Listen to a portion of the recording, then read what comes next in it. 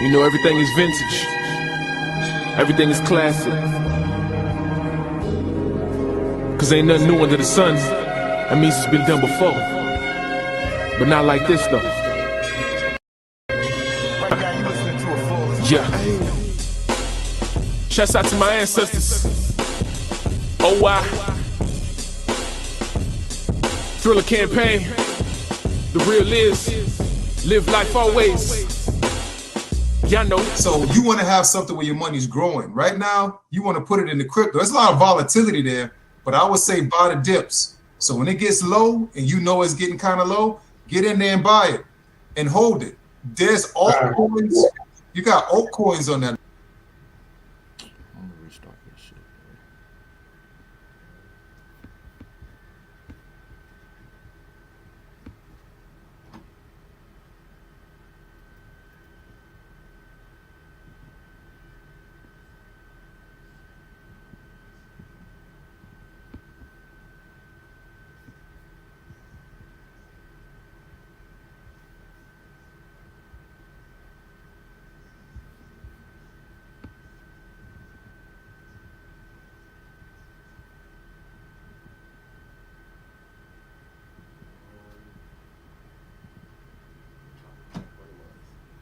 You be having to restart it or something like that?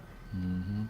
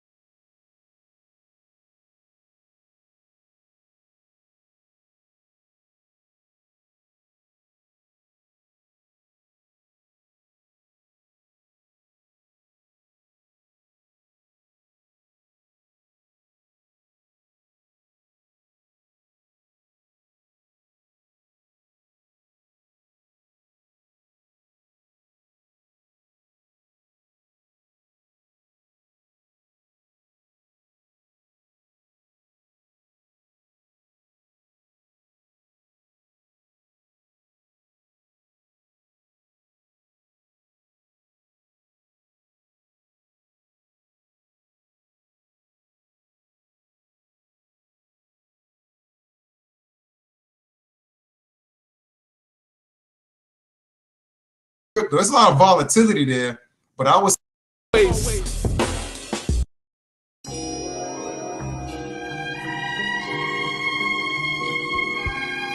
know, everything is vintage. Everything is classic.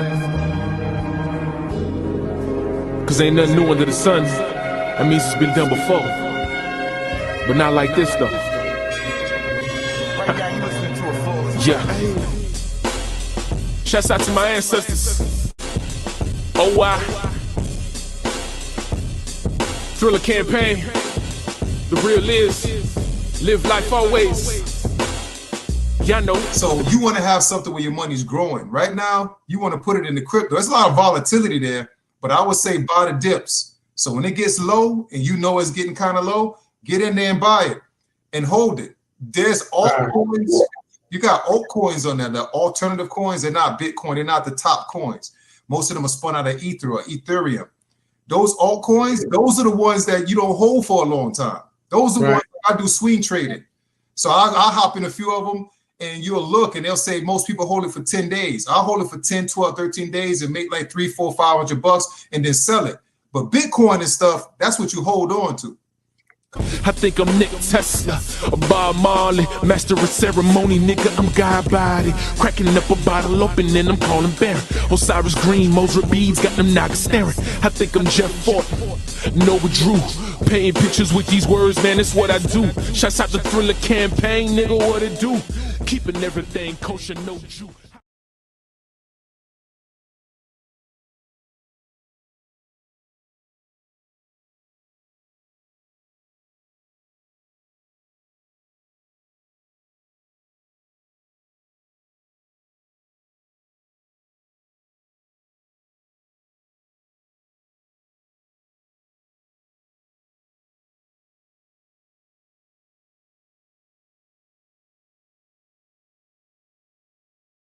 When I was reading to prepare for this interview, I was quite surprised to see you use the word Aborigines talking about African Americans. You know, I've dealt with that issue. I've already talked publicly about that. And my purpose here today is to say that I'm very sorry, and I apologize to anyone whose feelings were hurt by my comment. I've made very, very clear I don't know where that comment comes from. Well, from your subconscious. Well, I guess. I mean, it's not even a normal thing anyone would say, even if you meant something in a negative fashion. I don't know if you would pull that out. But for me personally, you can't just close down camp and stop trying to do the things that you think are right. Just because somebody, you may give them an unfortunate bit of ammunition, you still got to continue to fight on and do what's best for the state in the long run. And frankly, it's going to give me the opportunity to talk about things that I may never been able to talk about before. You mean the bill? Well, the bill, or talk about race relations issues, things like that. I mean, I have a freedom that a lot of people don't have because of that. Because you used the word Aborigine. Because I've been through the fire, and I can talk to people, I can relate to people, I can let them know what kind of person I am, and we can talk about things that sometimes have been a little bit taboo. So because it allowed you to reach audiences you might not otherwise have reached, do you not regret saying it? I think it gives me some opportunities. I went and spoke to a group in the city of Birmingham.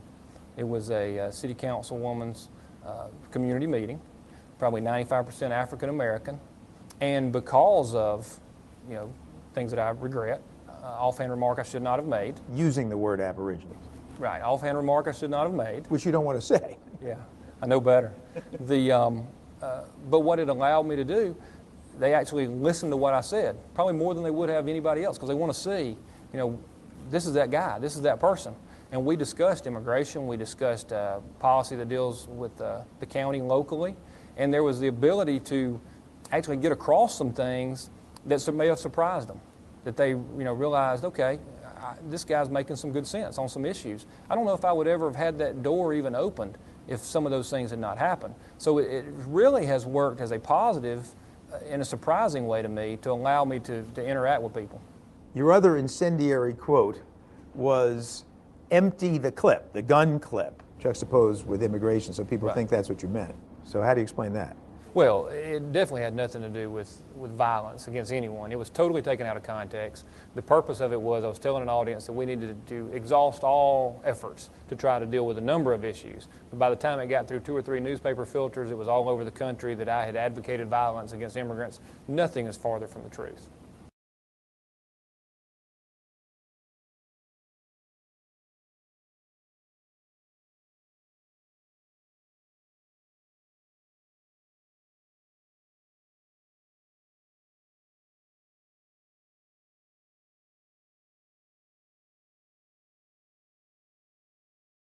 What black folks. You never find a white Aborigine. Aborigines are called natives, or they're always dark-skinned people. You and I are Aborigines, but you don't like to be called an Aborigine. Aborigine, which means what? Black folks. You never find a white Aborigine. Aborigines are called natives, or they're always dark-skinned people. You and I are Aborigines, but you don't like to be called an Aborigine. Aborigine, which means what? Black folks. You never find a white Aborigine. Aborigines are called natives, or they're always dark-skinned people. You and I are Aborigines, but you don't like to be called an Aborigine. Aborigine, which means what? Black folks. You never find a white Aborigine. Aborigines are called natives, or they're always dark-skinned people. You and I are Aborigines, but you don't like to be called an Aborigine. Aborigine, which means what? Black folks. You never find a white Aborigine. Aborigines are called natives, or they're always dark-skinned people.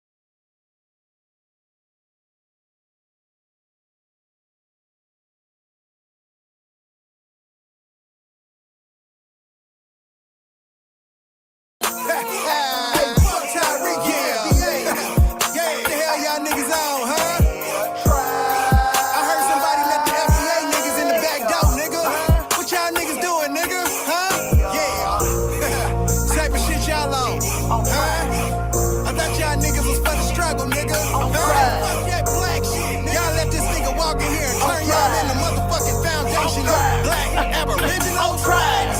365, my niggas ride, solid and toes on the ground. We stand on everything we say and we do, cause ain't no sucker shit around us allowed. Real niggas that'll look in your eyes. We the niggas can't hang around. I told you before that your niggas ain't solid like mine. Nigga, I put that on tribe.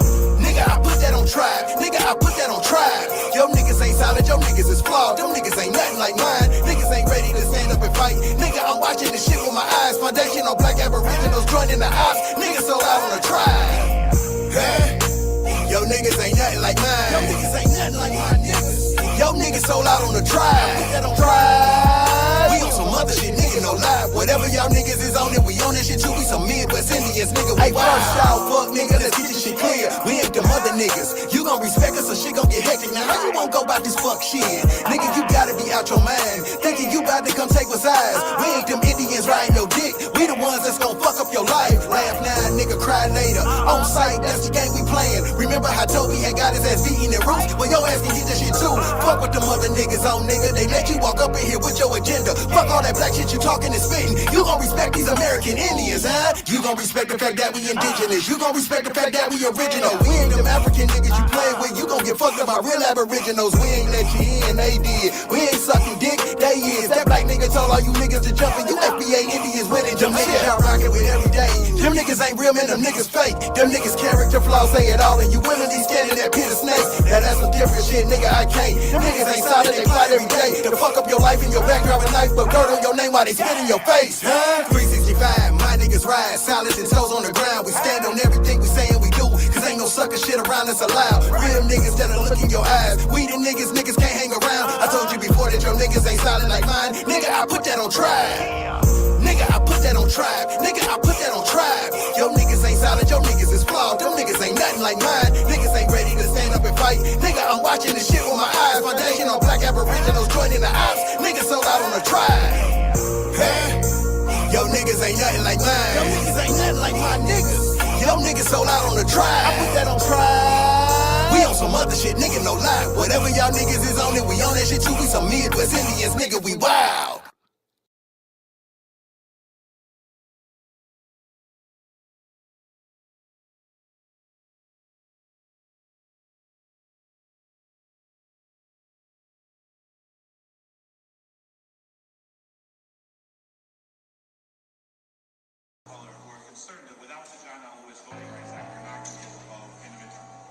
Well, the concern is misplaced. Ame la ciencia.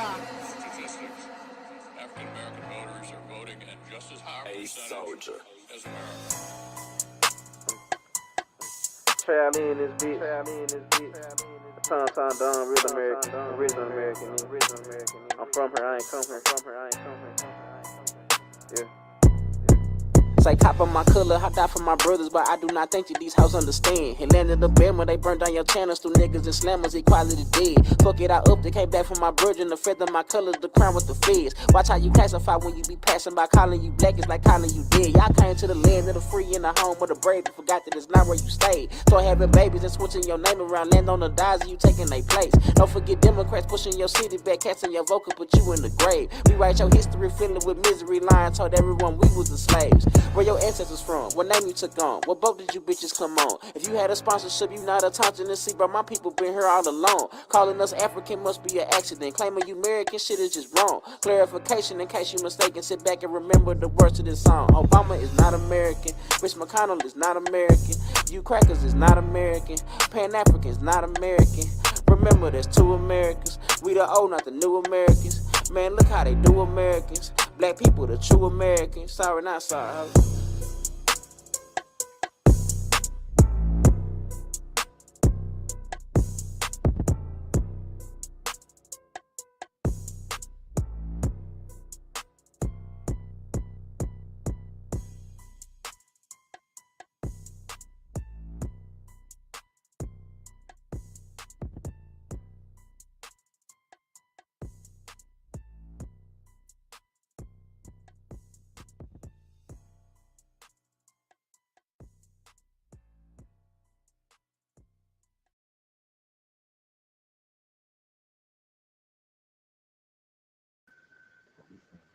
Peace, peace, peace.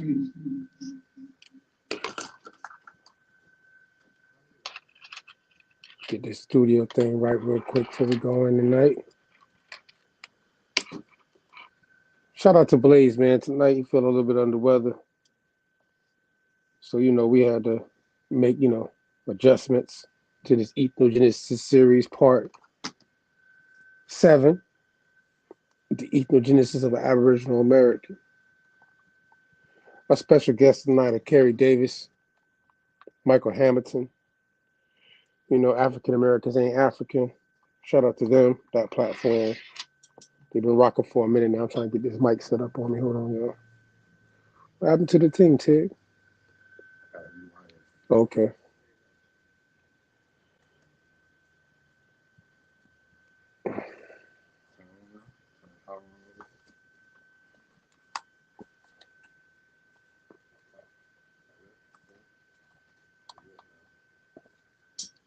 All right, then bet money. We eating again.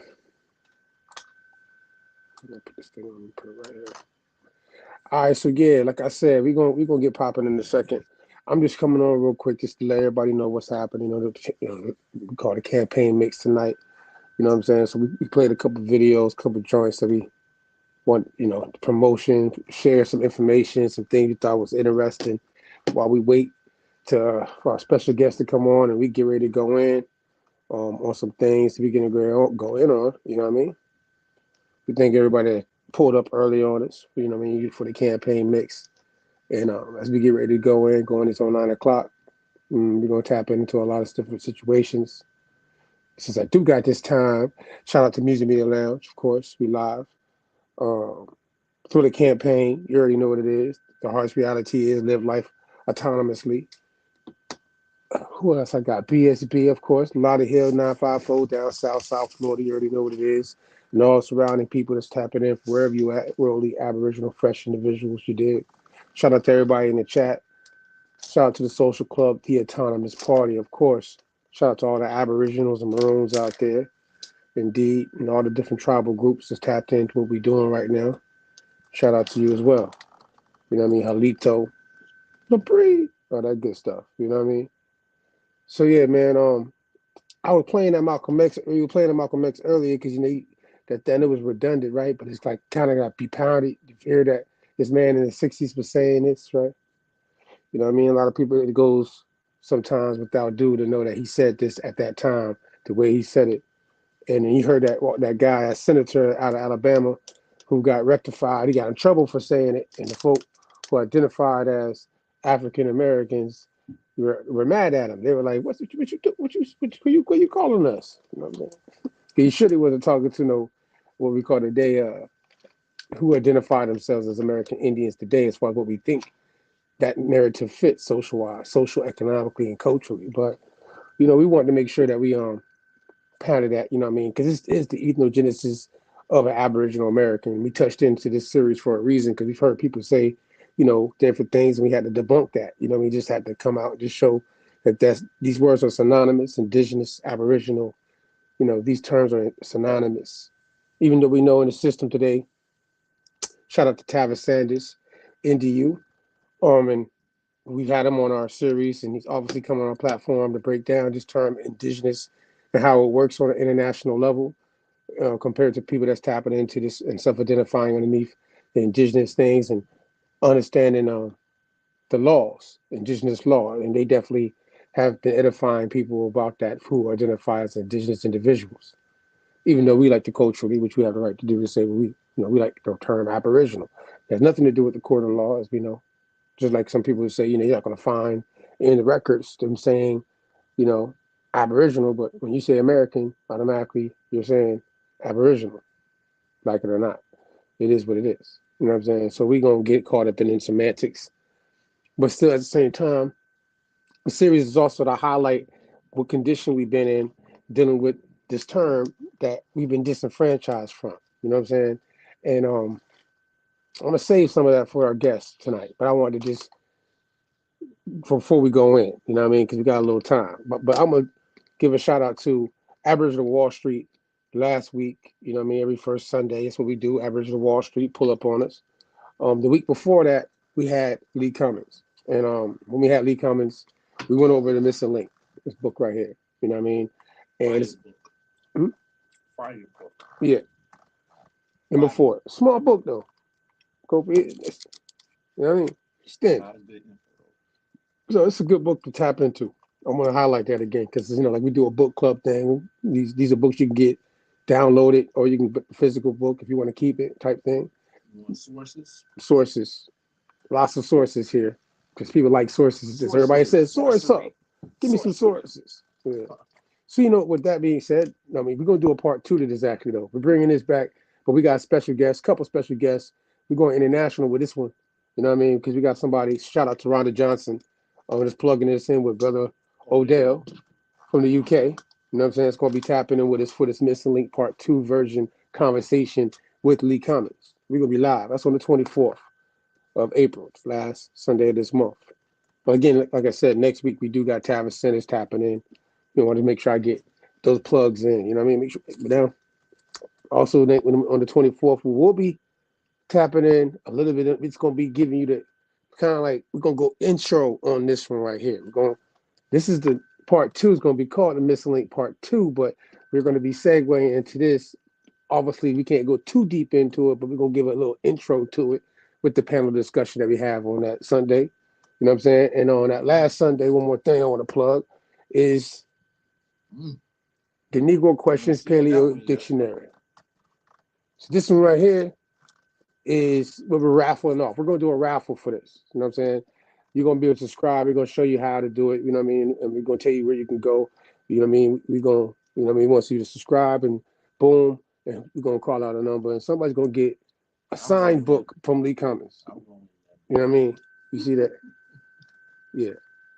Real talk. Shout out to everybody that's so far already, tapped into Lee Cummins and been supporting what he's been doing and buying the book since he's coming on platform, especially this one, because that particular book comes with a class. So when you buy the book, it comes with a class. You know what I mean? So we definitely want you to tap in, take advantage of that information. He goes through it. It's like 13 weeks. You know what I'm saying? So tap into him. What I'm trying to think, what else real quick? Yeah.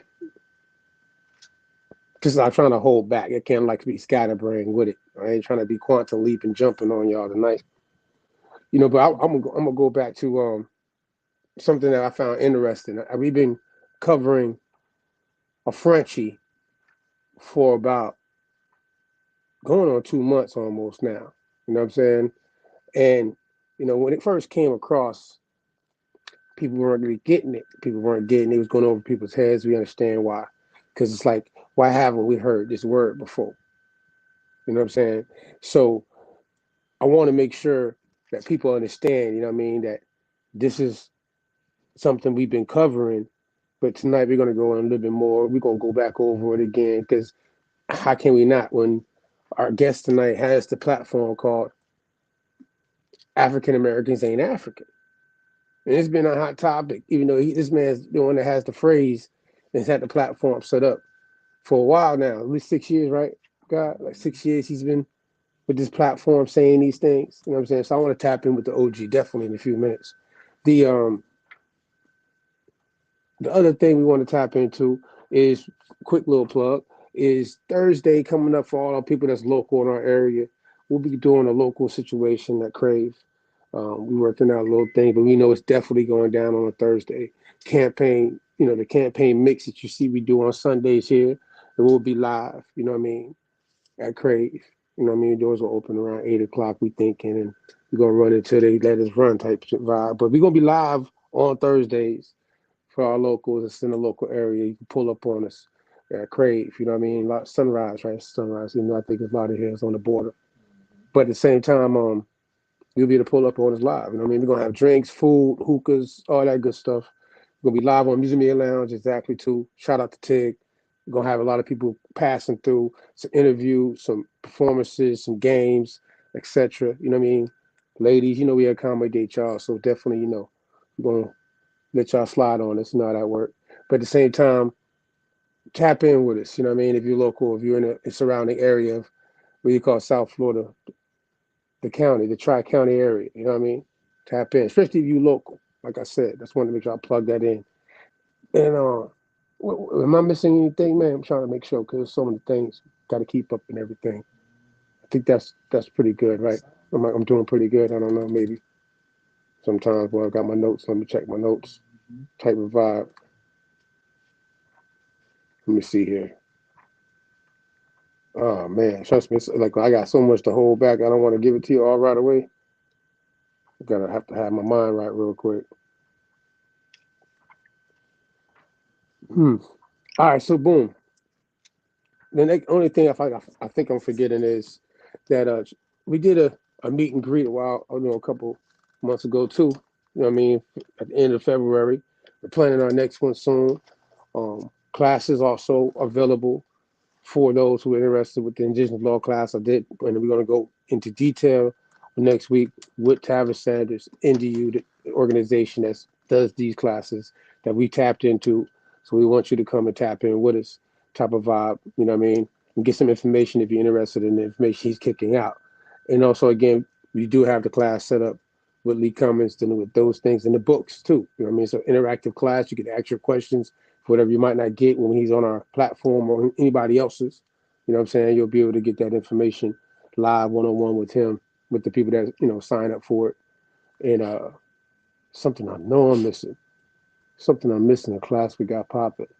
By the summer, we're going to have another class set up, but I can't really speak on that yet. But we're working on something.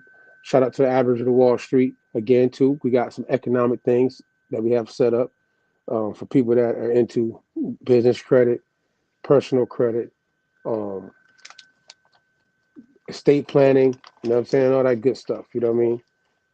Tap in with us. We get you some more information about that. I think I covered most of the things I want to make sure people got for the promotional side of what we do. Again, shout out to Blaze with the campaign mix tonight. I hope he feels better. We'll see him next week. Tap in 8 to 9 o'clock. You already know what it is. You know what I mean? We'll be vibing. Come in and mix and vibe with us early before we go into this information. You know what I'm saying? The way we're about to. I really want to wait for them to be here before I pull up on any of the sources type shit. You know what I'm saying? So I don't want to jump ahead of myself.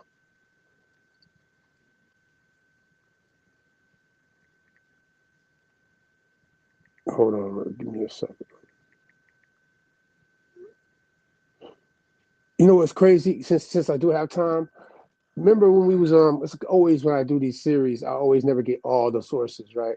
It's like I always we give them sources, but we always, because it's how things go, some be left behind, like some joints that you be like, damn man, we didn't get to drop them in there.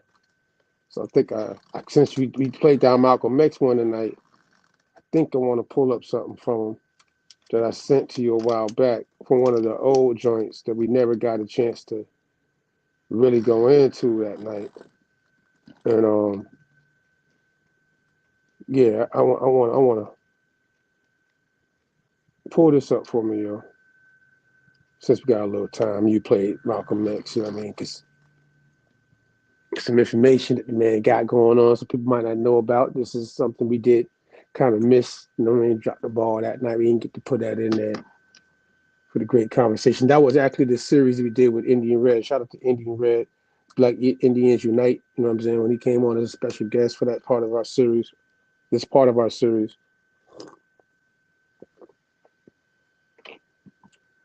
You got it. But grab something real quick. Hold on.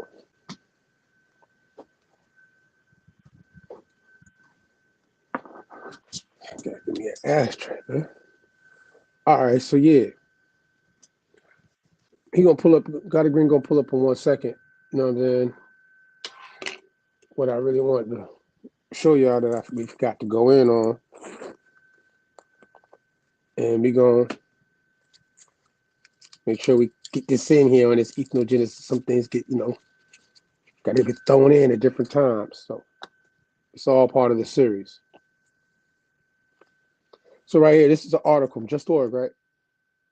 So I'm glad to see Just.org like you better than likes me.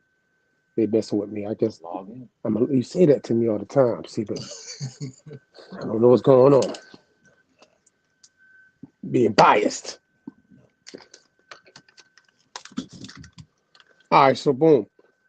On this article, it says Malcolm X and the Aboriginal Black Power movement in Australia, 1967 to 1972. You know what I'm saying? What's the link on the right? Show on the side of that book again, so you can see where this is.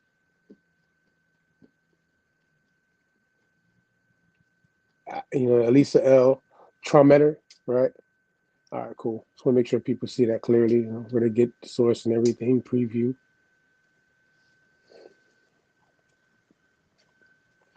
So it's obviously I heard someone said to me even just the other day that, right now this term Aboriginal is being designated for Australia and the Pacific Islands, even though they're talking about dark-skinned people. That's back, that's in those areas, right? But now I'm gonna read this real quick, and that's what, because this is something we did forgot. We want to make sure, since we did bring up a couple clips of, Malcolm X saying certain things, I want to read from this joint. This is by the late 1960s. The Black Power movement emerged in Australia out of the Aboriginal neighborhoods in Melbourne, Sydney, and Brisbane. This is Aboriginal activists throughout Australia had recognized similarities between their situation and the African American social political position. These Aborigines identified with their race more than their social class. As a result, they saw their situation as ideologically, economically, and socially similar to that of the African Americans. Historian Kathy Luthane claims that like African Americans, there were issues over which Aborigines and their white supporters had been campaigning for decades. Demands for equality of treatment in education, health, and legal representation, the abolition of discriminatory legislation, and the end of police harassment, and the simple right to live without racism had formed a long narrative of Aboriginal protests. There are two streams of thought that must be understood in examining the Aboriginal Black Power movement: the American stream of influence and the Australian. The small body of the scholarship of Australian Black Panthers remains largely ignored, even within broader historical discussions centered on the international significance of the Black Panther Party for the self-defense. It says the Australian formation receives only minimal attention. Aboriginal historian Gary Foley contends that there has been minimal examination of the dynamic Black Power movement and that emerged from the major Australian cities in the early 1970s. Australian academics have previously emphasized the Aboriginal Black Power movement's community service programs, have analyzed the movements, and it stops there, right? That's all I got. But he definitely had an influence, not only in the Americas, but he also had an influence out there in the Pacific in Australia. You know what I'm saying? amongst people that same way you had the Black Power movement here, you had Aboriginal people that were considered black over there. You know what I mean? Having the same issues in similar ways, and thought that they're being disenfranchised in similar ways that the person that was being identified as the African American at that time, right? Here in the Americas. So similarities, huh? Just like how terms can be synonymous, right? Like indigenous and aboriginal. So today in America, the indigenous people that might be identified as black, colored, Negro, etc. African being one of the later ones being termed, but we're gonna go into that. I think our first guest is with us. Let's pull up, man. Let's pull up. Peace. What's going on, brother? How you doing? How you doing, Kerry Davis? Oh man, everything is well, man. How are you? Man, one day at a time, man. I'm thankful for having another day, another Sunday here. I made it. Okay, well, yeah, man. Thank you for inviting me to your program, man. I have some stuff with your audience that I want to share that I think will give a better light to what's going on in the world today. Indeed. Do you want to wait for Michael? Because I know Michael's probably pulling up on us too. Do you want to wait for him to go all the way in, or you want to let's just wait for Mike to come, because you know he has some stuff he want to share too, and it might coincide. I don't know, but yeah. So how's everything, brother? Oh man, like I said, man, I'm just trying to make it day by day, man. As far as what's going on in society, I hate to say day by day, meaning you look to the future, but you live in day by day. That's all you got. So I try to take it that way. Obviously, still plan to be ahead. You know what I'm saying? Because you want to fall behind in this situation we in right now. The inflation and, you know what I mean, food, gas, and everything else going up in everybody's cities. And, you know what I mean? There's a lot of stuff going on. So I'm just thankful that I ain't one of them people that's hurting, even though I would like to be in a better position. You know what I mean? It's always better to be. We'll keep that attitude, because remember, what's happening now, these man-made control happenings, inflation and all this crap, wars and all this stuff, don't concern yourself too much with it. Let the people who create that, let them have it. The problem we always face is every time they come up with something, we want to jump head first into it. Right. Don't do that. I mean, damn. Simple stuff. Simple. You know, don't we? I mean, and this is reality. And this is what we don't pay attention to. We just pay attention to what they tell us. Reality is that we're very unhealthy. Wouldn't it make sense for us to walk? I mean, simple stuff like that. But we're so cut off from life that don't even hit our minds, man. We don't even think of doing that. That's how the mind has been killed. And I want to share this with you.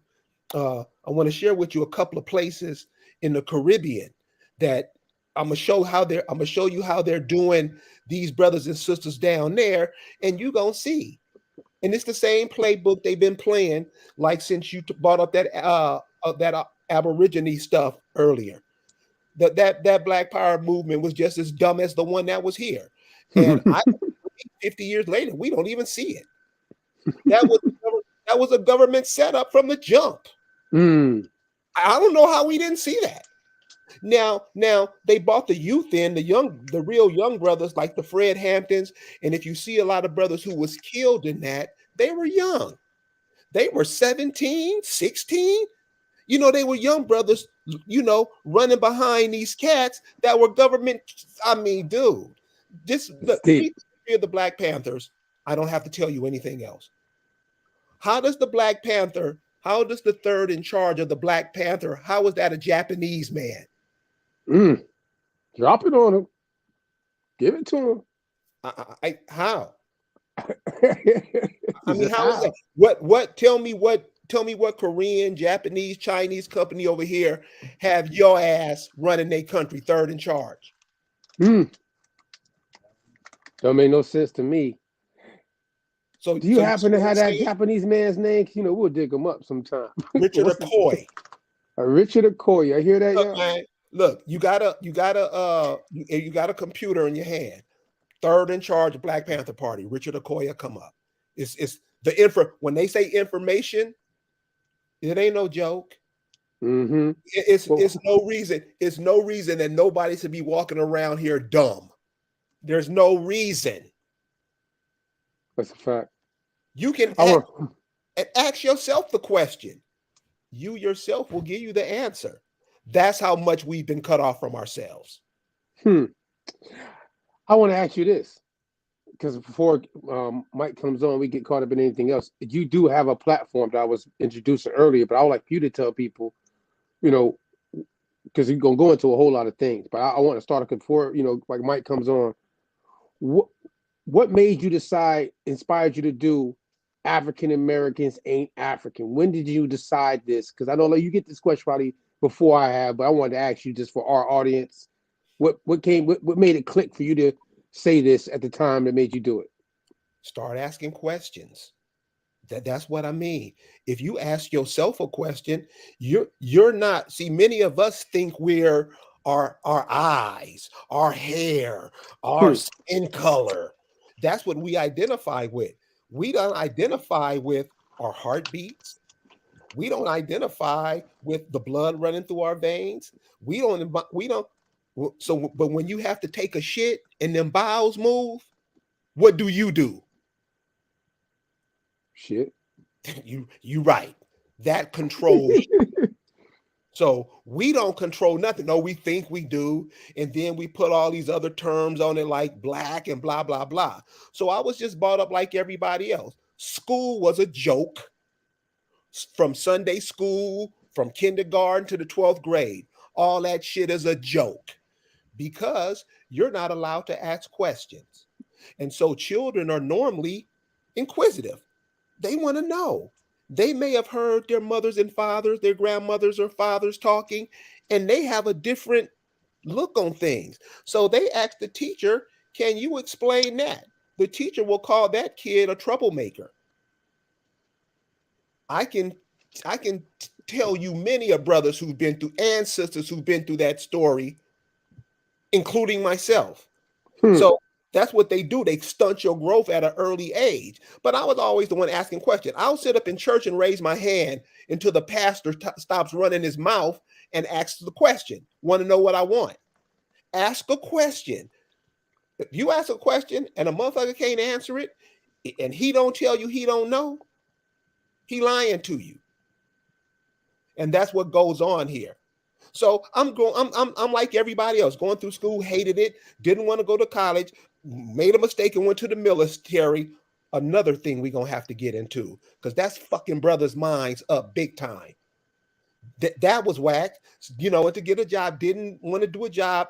Then I fell into that that black power, not that Pan-African movement. Because when I graduated high school, our classes were called those Kuja Chakaliyas and blah blah blah. Kumalatis and stuff. So they were just indoctrinating us into it. So I got into that, but then I started asking questions, and I started, and was searching for information. Like the people that are coming to your show, they're searching for information. They want to know more than what they know now, because they know what they know now ain't getting it.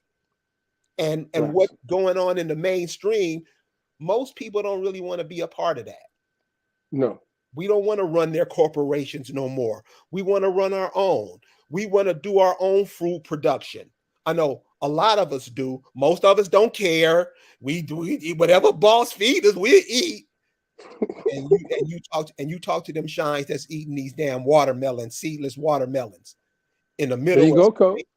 When they're supposed to be growing. See, we done taken ourselves all out of the mix.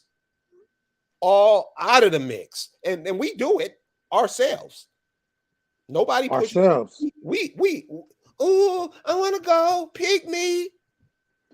That's what we do. That's what the African American does. The majority. Not all, because you got some brothers like you got some sisters like you seeing that something's not right. And you just can't sit on the sidelines and not do nothing. I mean, who does that? So I started asking questions, got into Malcolm X and blah, blah, blah, got into the Black Power thing. And I started asking questions. The time I was coming up, they had this cat, John Henry Clark. He used to come to LA and give these lectures. And they were you see how today when you want to ask the president a question, they only pick out a few people to ask them a question. Well, it was like that then too, because people would ask questions, and these people who everybody was calling scholars, they couldn't answer the goddamn questions. You know, so it's so you would ask them a question like this, and this is for real. This is for real shit. Dr. Clark, if all those Africans were stolen from Africa, why didn't Africa's population suffer?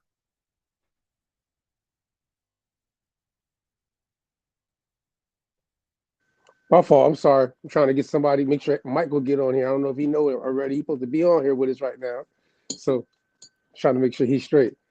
Say that one more time for me. I'm sorry. I said, so you'd ask them questions like, well, if because when the Africa story first really hit mainstream, they had a cat named Stokely Carmichael. Yeah, familiar. Yes, Stokely Carmichael. Well. And he said, man, they bought over 300 million Africans. So people started asking questions. 300 million? Shit, that's the population of the United States right now. How could they repopulate themselves? They didn't have the answers for those questions. People started asking, well, how does a wind-driven ship cross the Atlantic Ocean during hurricane season? They didn't have an answer. How in England they didn't have wood to build boats because it was so cold, they burned up all their stuff. That's all they wood and trees. That's why they had to go out and conquer other places to take their trees, especially here in North America. I know they do it down in South America and all over because they just echo. I'm sorry. No, I'm talking to my studio. Something came through and they were trying to make sure it's something right. Dude, I just started asking questions and right. and thinking, because like I'm saying, you're your greatest source, and that's what we always do. Where's your sources, dude? If the white boy don't say it ain't true, you ain't gonna believe it anyway. You want him to tell you that it's true. You don't even check yourself. We don't even ask ourselves questions. I don't want to do that. My head hurt. That's the kind of shit we do. We don't think. Intelligent conversations. We watch Family Feud, brother, and that's all we think it is. We clowns, dude. Damn. You see, you live in Florida, so you know. And here's an example. This is just a tiny example. Then I'm gonna let Mike get in. You heard about this new football league that's coming out, the USFL? Yeah. Okay. So you've also heard recently that one of the coaches, I think he was the Miami Dolphins head coach, is suing the NFL because you motherfuckers ain't letting us play. You heard about that, right? Yeah. Why? How come brothers haven't created their own league by now? It's just a question. Since we the black man, we the first man on the planet. How come we haven't created our own league by now to stop playing with that foolishness? I ask those questions all the time. NBA, all the different situations, institution-wise. Why don't we want to control our own institutions? I don't know what people might look at that, but it's funny you said that. Matter of fact, I got something that I shared actually on Facebook. Someone had showed me. I thought it was very interesting how they posed it. How you just said what you just said literally goes to what this person wrote. You know what I'm saying? What it wrote kind of touches down everything that you're saying right now as far as, why don't we have our own stuff? You know what I mean? And it's like a punt, because it's kind of, I feel like it's disrespectful for someone to be able to write this to you and then you not understand what they're really saying. So I'm gonna read this right here. This is literally on my phone, so I ain't got, just let y'all know, just reading it real quick because you brought it up. This person says, Black people, you are something else. Your dependency upon us to do the right thing is beyond our imagination. Irrespective of what we do to you and the many promises we have made and broken. But this time we will make it right. We promise. Trust us. Tell you what? You don't need your own hotels. You continue to stay in ours. You have no need for supermarkets when you can shop at ours 24 hours a day. Why should you even think about owning more banks? You have plenty now. And don't waste your energies trying to break into manufacturing. You've worked hard enough in our fields. Relax. Have a party. We'll sell you everything you need. And when you die, we'll even bury you at a discount. Now, how is that for gratitude? How is that for gratitude? What this person said. I was like, man, listen here. It's another whole nother paragraph. You know what I'm saying? But I didn't want to, I don't want to take up too much time. But when you said that, I thought about what this, and I had to repost it because I thought about it. Like, it hit me like, damn, like the fact that they know, like you said, that we're not going to go and try to own any of these industries, that we are the ones that are obviously the dominant force in it. Like, we're the ones controlling it, moving it, but we don't control it. Excuse me. We're the ones working in it, making it happen, making everybody money. We're the consumers of it, but we're not the ones that distributes, manufactures, you know what I'm saying, or owns intellectual property of. You know what I mean? You see it even in the music industry, how you hear it's popular where, these $1 million artists that's making $1 million, someone, I got my masters. You know what I'm saying? Like, why would we not think and translate that to every different industry that we are in? That we will want to be the master in these industries. We're the ones able to hire who we want to hire and feed and supply, etc. So, what you think about that? Okay, let me put it another way. I think you'll like this one. I think you'll like this. So you notice, okay, so let's take let's take it out because everything doesn't happen in like a 30-minute sitcom. So think about all of the people, the migrations up to New York, Chicago, out west to California, Washington State, Arizona. Now, when you imagine this, when you get into a spot where you can just see this go on, it's going to blow your mind, dude. Imagine if all those people went back to the places that they fled from and built those places up. Like the Mexicans come over, they take the money they make off of you and go build up Mexico. Like the Africans come over here, they take that money and build up Africa. But when you look at where most of us live, and in many of these cities, we're being gentrified now. I know we don't want to talk about that. Let's skip over that. Seriously, because you talk about it on my show. We go on this platform. These are things that people need to hear. This is how we do. This is how we do. You got places where people left from in Mississippi, Louisiana, Alabama, Tennessee, Arkansas, and there's still those people's land and ain't doing nothing. All these cats that's calling themselves chiefs and all this, niggas ain't doing nothing. And that's the problem, because we played into, they tell you you can call yourself anything. You can be what you want to be. You can do what you want to do. That's gotten us in all kind of trouble. I can do what I know. You can't do what you want to do. There's limits. Humans shouldn't do, or whatever you want to call yourself, a walking bipedal, whatever you want to call yourself. There's certain things you're not supposed to do that doesn't work with life. And we just believe, most of us, and I say most of us because what's going on throughout, these cities and all that, what's happening with these young people, and man, it's just gotten worse from the 80s. This, I mean, it's been going on a long time, but from that, when they started using the term African American, and when they came up with hip hop music, notice they came out the same year. It's been all downhill ever since. Man, being that you're older than me, man, you've been in the game. Obviously, you've been living life longer than I have. You have children and everything. How do you deal with your family with this information?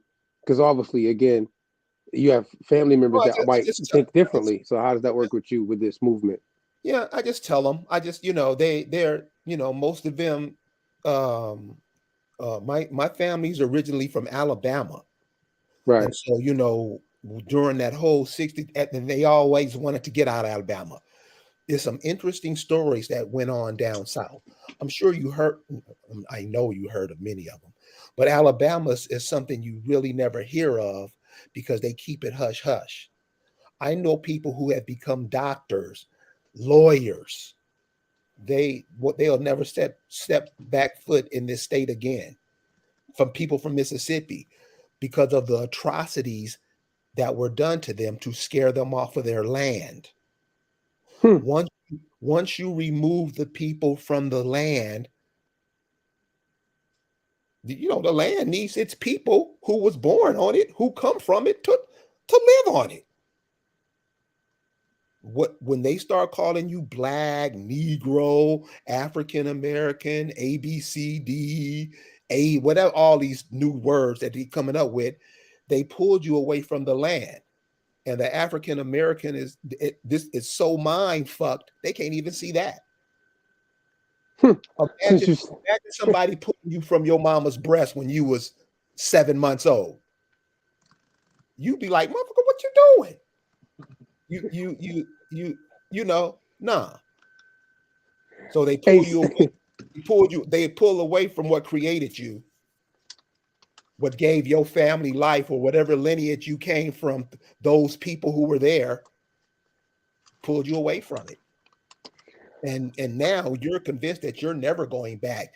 You will live under a freeway in California before you go back to the 1,000 acres that's your family's where you from. That's the African American, right or wrong.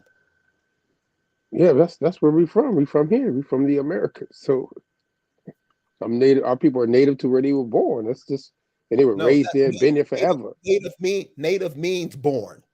Born, yeah, born somewhere, but indigenous, like as your word say, indigenous to these lands. That's what I should say. Yeah, I know how that works with people. So this is what I mean. This is what I mean by indigenous. So nobody will get it confused what I mean, because we're using all these terms, and all we're doing is confusing ourselves when we should know.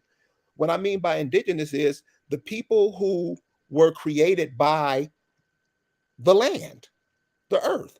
The earth they don't create pandas here in North America. The earth doesn't create giraffes. That's not part of the life cycle here in America. And that's what I'm saying. We've cut ourselves off from the life cycle. We don't even know what it is. We don't nothing. And that's what we wanted to do. So a lot of times we put ourselves in positions, and then we find out we made an ass of ourselves, and then we want to blame somebody. They did this to us. No, you fought in damn near all of their wars since the Revolutionary War, haven't you? Hum Buffalo soldiers. See, you do shit, but then you want to act like you didn't do it. Ain't that something? That don't work, homie. And then what that does is make sure that the children are confused. Which is, so you see all these brothers who's come from these wars, they on the streets disillusioned. You know why they're disillusioned? Because they're figuring out they went over to these wars and helped these people kill these people's family. And now the same people, and this has been going on since the Korean War. So it's no excuse. We didn't know.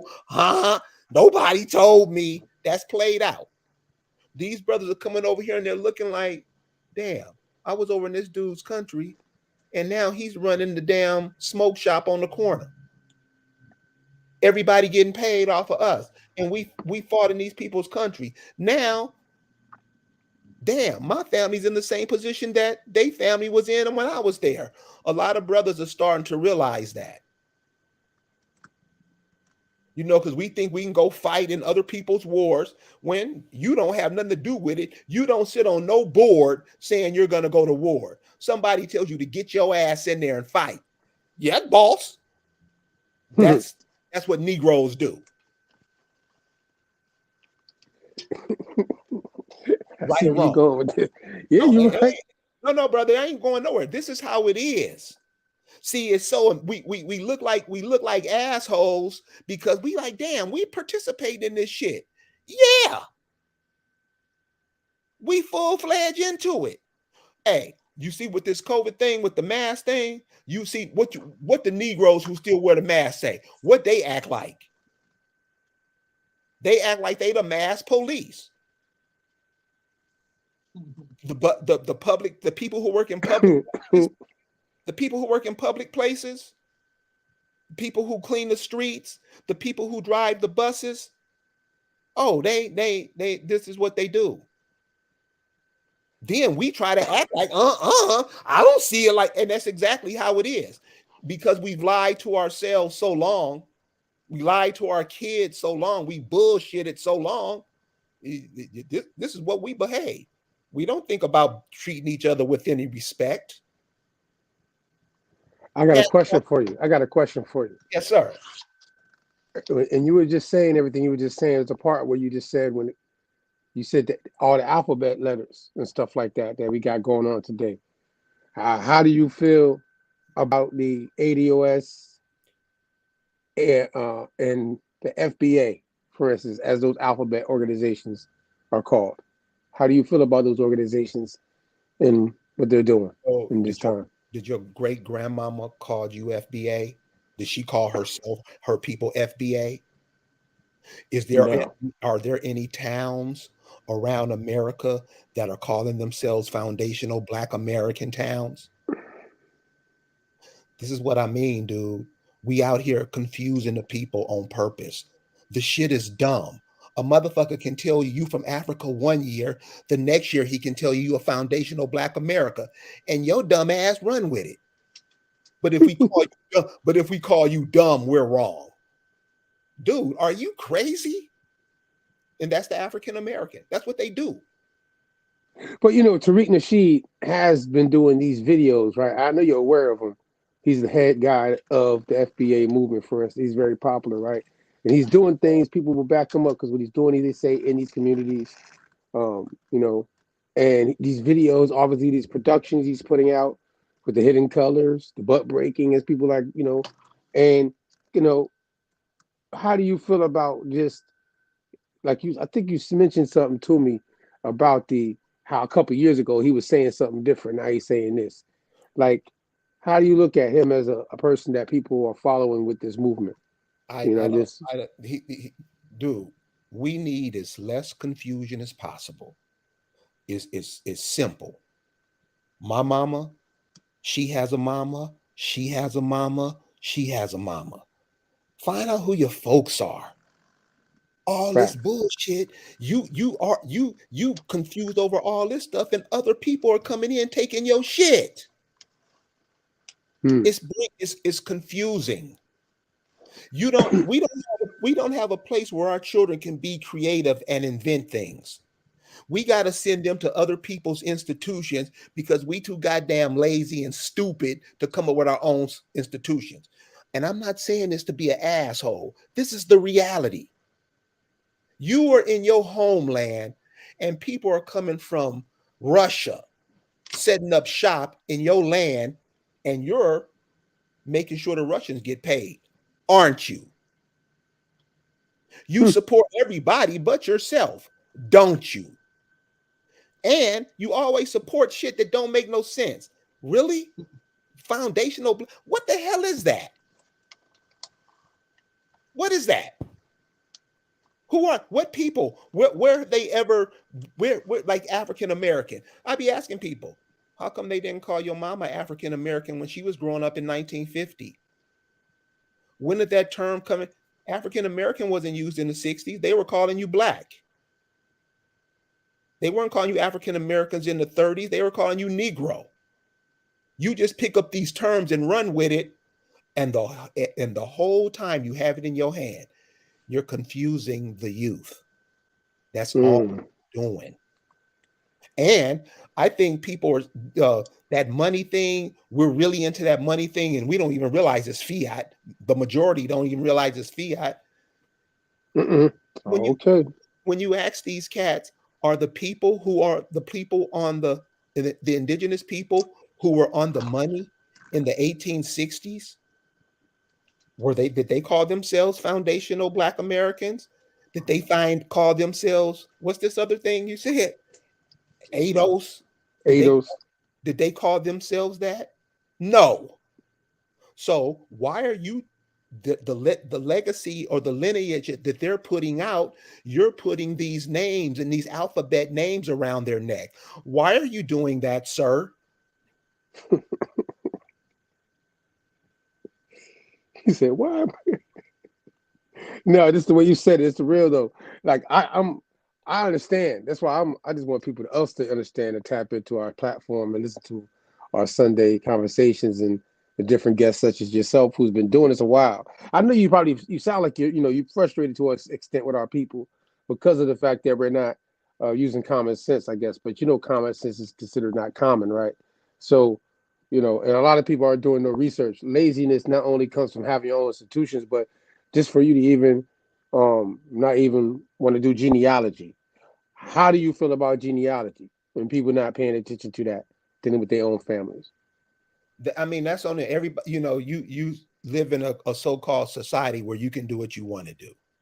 Facts. I think the best history you can do is of yourself. Facts. I mean, damn. Do a history on yourself. And you'd be amazed of what you come from. You'd be amazed. Now, some people got, we like to, she wore my shoes and I ain't gonna never speak to her again. We fall into stuff like that. But you got to remember that a lot of time our people were at war. Most of the time we were at war. We was fighting in all these wars here. The ones they were doing with the indigenous people here.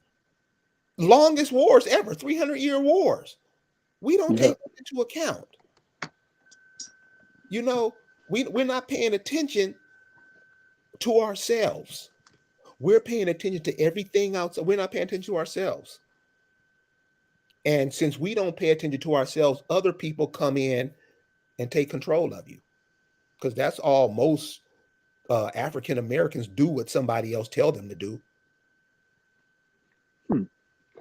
Minority positions be playing, like the Minority Report, like the movie, like be in a minority position, all right? Not the minority as far as like what people think minority, think about less people. I'm talking about a state of mind, a minority mind state of not, like you said, controlling things, running to be accountable for things, education, economics and politics. Like you said, these things that we're being lazy about puts us in a minority position, like up here. You know what I mean? And inferior mind state, I should say. You know what I mean? Minority, inferior, kind of parallel with each other. You know what I'm saying? I shared something with you. Where's Mike, by the way? Is you think he's all right? Should I give this man a call? Is he okay? I can call him. Yeah, give him. I want to make sure he's all right now, because I don't want to go too. I want him to be here before I, pull up any of these sources. I know he got some sources too. Yeah. But I don't want to go into our sources. Let me pull. I got time. We got time. Yeah, no, you cool. You cool. Let me call him. Here we go.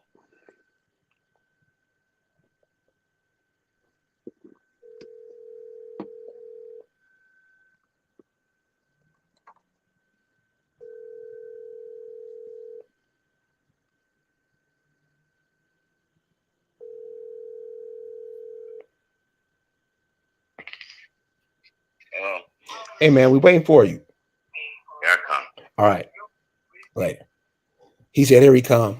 All right. Oh, okay. So, hey, were you going to share something? Because I had something I want to share to you before Mike got into it. Go ahead. Yeah, of course. Go ahead. I can wait. Kind of like what you were saying about minorities and how they call people and stuff. I want to share with you 2 islands in the Caribbean, and I want you to see this is how they do people. This is how they change people up and make people do certain things. Okay, so this island right here in the Caribbean is called Anguilla.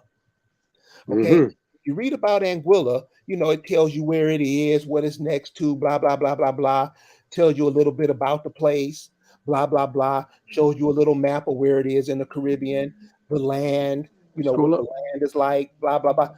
Real beautiful place. If you get anything, from clear waters, go to the Caribbean because those waters are buffered by coral reef, and it keeps the waters near the islands real clear. Real cool place. If you're going to get something seafood and stuff like that, that's a Yeah, good place. yeah. So why don't we have groups of brothers going down like we used to, picking up seafood and bringing it back up here? Isn't that an industry we should be doing? That's a fact. I know some brothers actually are in Florida. See, I'm in Florida, so I'm gonna tell you, Uh-huh. the Caribbean down here. I don't know how it happens to get everywhere else, but they are doing that in some cases down here. Where you say that, like they definitely are going to the Bahamas and getting the conch and having it Right. brought up here. They're bringing the snapper. You know what I mean? Like it's Right. coming from So yeah, definitely certain cultures, even the Spanish down here, we would call the Cubans to be more Pacific. You know what I'm saying? They Mhm. definitely are getting certain. You know what I mean? They're tapping into the islands, the Right. Bahamians, the Jamaicans, the Haitians, the Cubans. You know what I mean? Okay, Those islands. So this is very important, and this is how they're training. This is the school. This is the official narrative of what's going on the island of Anguilla today. All right. The majority of the population of Anguilla is of African descent. English is the official language. Most of the population is Christian. And the main religious denominations are Anglican and Methodist. You see how what they said the majority of the population is of African descent? Yeah. I've been there and asked them, and none of They're them not. could answer the question. They're not of African descent. The people of the Caribbean. I mean, if you really look at the Caribbean with all the glass bottom boat trips and stuff, you can't tell that all those islands were once connected as one landmass. I mean, a blind man can see that. You can't look at the Caribbean and tell that happened. Cuba, all of that down there. You don't look at it until you can tell that some of the islands are way up in the air. Yeah, the mountain areas. Yeah. The mountain regions of all those areas, all the islands, which people don't pay attention to. Hey, I've been told that those islands really are mountaintops that have like that water when it's, after water kind of, you know what I mean? That's what's sitting on top, type, you know what I mean? What made it, you know what I'm saying? What made it type vibe. So I've heard this, Brother Kerry and Brother Matt. What's up, Michael? How you doing, Michael? Appreciate you for coming, OG. Hey, just waking up, some of us senior citizens need a nap, and I overslept. Ain't no pressure. Ain't no pressure, man. Thank you for tapping in, both of y'all, for having this conversation that we're doing for this. We're trying to get to the youth. We want to tap in and make sure that this gets out to some of the people that might not know about it. That's why we promote people also like yourselves, both of you, now that I got y'all both on here, because obviously those who are paying attention have been seeing what both of you guys been doing on Facebook and other platforms, which are with the intent of telling people about what we're talking about tonight.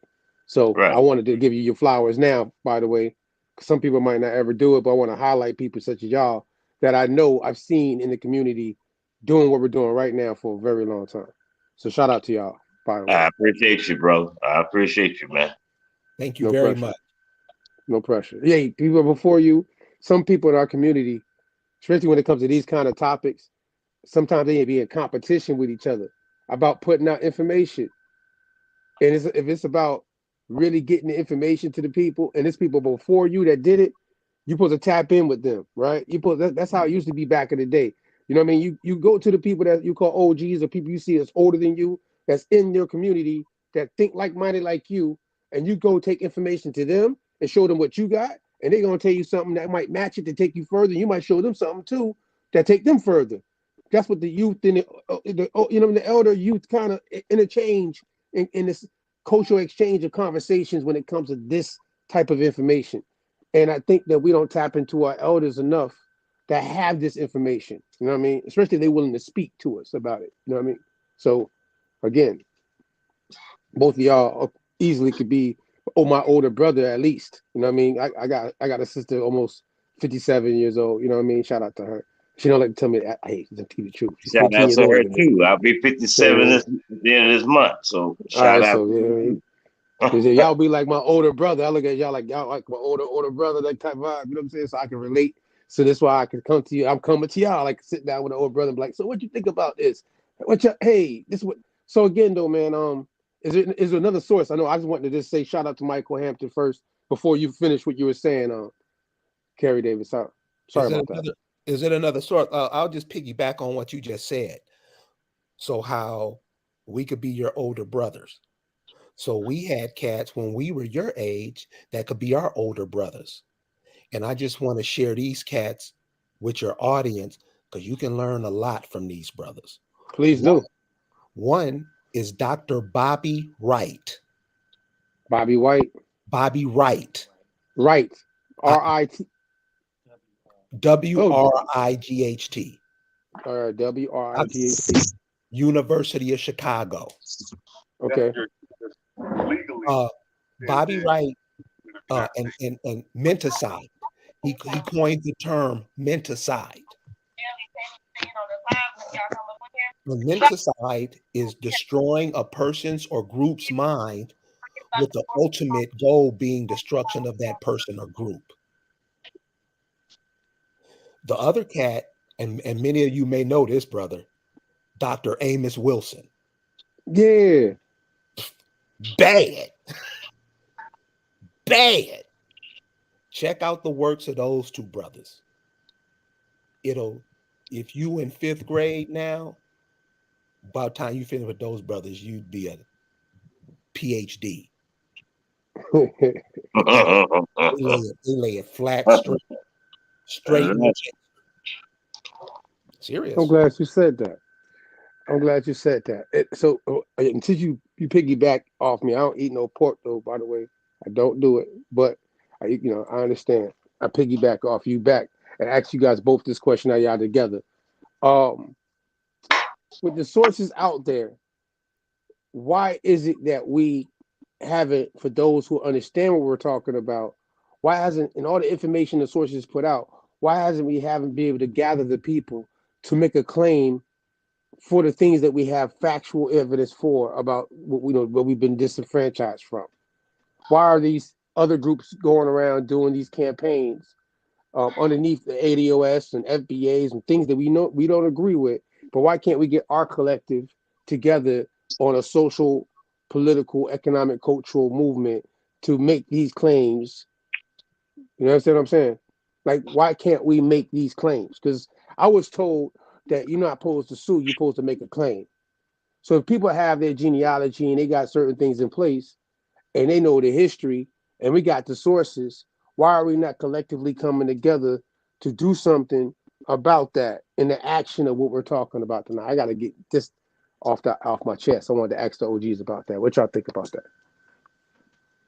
Well, actually, I mean, indoctrination is something powerful, man. And a lot of that I've seen, as you're speaking of, my class and age group, it's hard to let something go they can't even prove.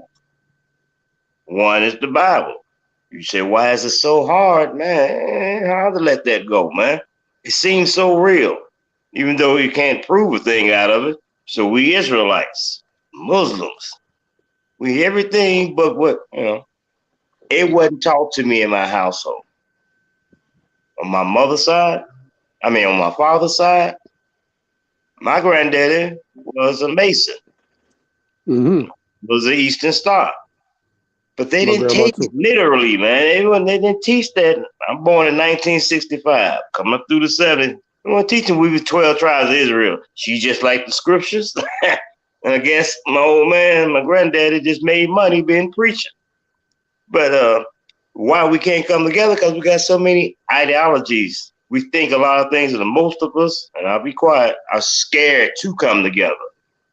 To say, that don't make no damn sense. I know I didn't evolve from a monkey. That's taught also.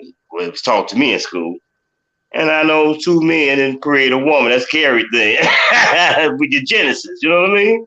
In the Bible, God and Adam came together. They knew exactly where he wanted the breast, the coochie, and all that old mess, man. So it's hard to let go old BS, man. It's hard to let it go. Yeah, I think a lot of it just scared to get control back. If in fact we once were the indigenous of this land or any land, man, been out of our hands for so long, it's hard to conceive what the evidence showing before you that, hey, man, we once ruled this. We didn't always get along now. It's because your color or dark skin, black and Negro. We had our own little fights between us as nations and tribes. So it's kind of hard to go to the old stuff, man. I agree with you. I think that what happened is what they got us with, since you said that, is the monolith thing, the whole mono, like everybody comes for one thing, as if we're all underneath this one nation. That's the only nation we came from was African. And Africa is supposed to be a continent. Even on the continent of what they call Africa or Libya, is how many nations are there within that continent today? You know what I mean? Even if you want to call them new, we don't got to get into all that right there. You know what I mean? I'm just saying, right now, presently, there's many nations on it. You know what I'm saying? How many states are in North America? You know what I mean? Like, we have to look at that territorial standpoint of how a person like you guys from your states and where you're located now, where I'm at, have differences. And obviously, the laws are different, jurisdictions different. What I could do in my state, you might not be able to do it. You know what I mean? Like, these things are present in the lines that they've drawn in their system to divide and conquer. You know what I'm saying? But at the same time, keep up with an economic, social, political structure for them to gain. And now we're the ones playing into it without trying to get no type of understanding of autonomy when it comes to even self-identifying with our actual genealogy and our roots of being indigenous to America. So, and Michael, since you ain't been on, you just came on recently, I'm gonna ask you this question first. How do you, with everything you've been dealing with on Facebook, you know what I mean? I've seen how you post, you be snapping on people and stuff too. You be snapping on people, but I mean, I regularly give people tough love. It is what it is. If the truth has to be said the way you say it, sometimes you play around with somebody, then they think you're playing with them. You know what I mean? I think if you give it to them direct, then they're gonna take you serious and know you ain't just playing around. You know what I'm saying? It's just sometimes got to be like that. So when it comes to the information, and how did you come into this information about this African Americans ain't African? I didn't get a chance to ask you. I was taught as a child, brother. 56 years old. I'll be here. I'll be 57 here at the end of the month. I was raised up by my father's mother, which is my blood grandmother. My mother didn't raise me. She handed me over to my father's side of the family. I don't mind going into it because I've displayed that on Facebook as well. But she always reminisced on who she was. It's coming through in the early 70s, man. And it really didn't confuse me with school, academia, what they was teaching. But she always made it known, every now and then, I'm a little child on her, knee or her lap, listening to her. And my grandmother's full-blooded Czech. She said with pride, man. This is before the movie Roots ever came out, man. She was proud. And her hair was to her shoulders. She was not Caucasian or had Caucasian. We have hair.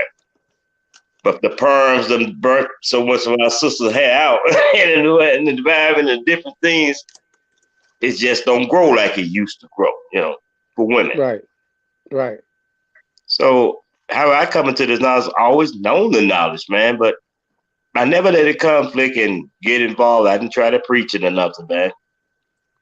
She stated, hey, she's 100% Cherokee. And when the movie Roots did come on, I think I was 11 years old, man, 1977, man. I think damn near every household was gathered around the television. We're going to see what? LeVar Burton, this Kunta thing, and the Alex Haley thing. And my grandmother, man, she like, man, it's a shame how they treated them people. I'm looking at her, looking back at the television, something that was kind of confusing. Because in school they saying they brought all Negroes here. But this woman saying something differently. Right. Woman believe.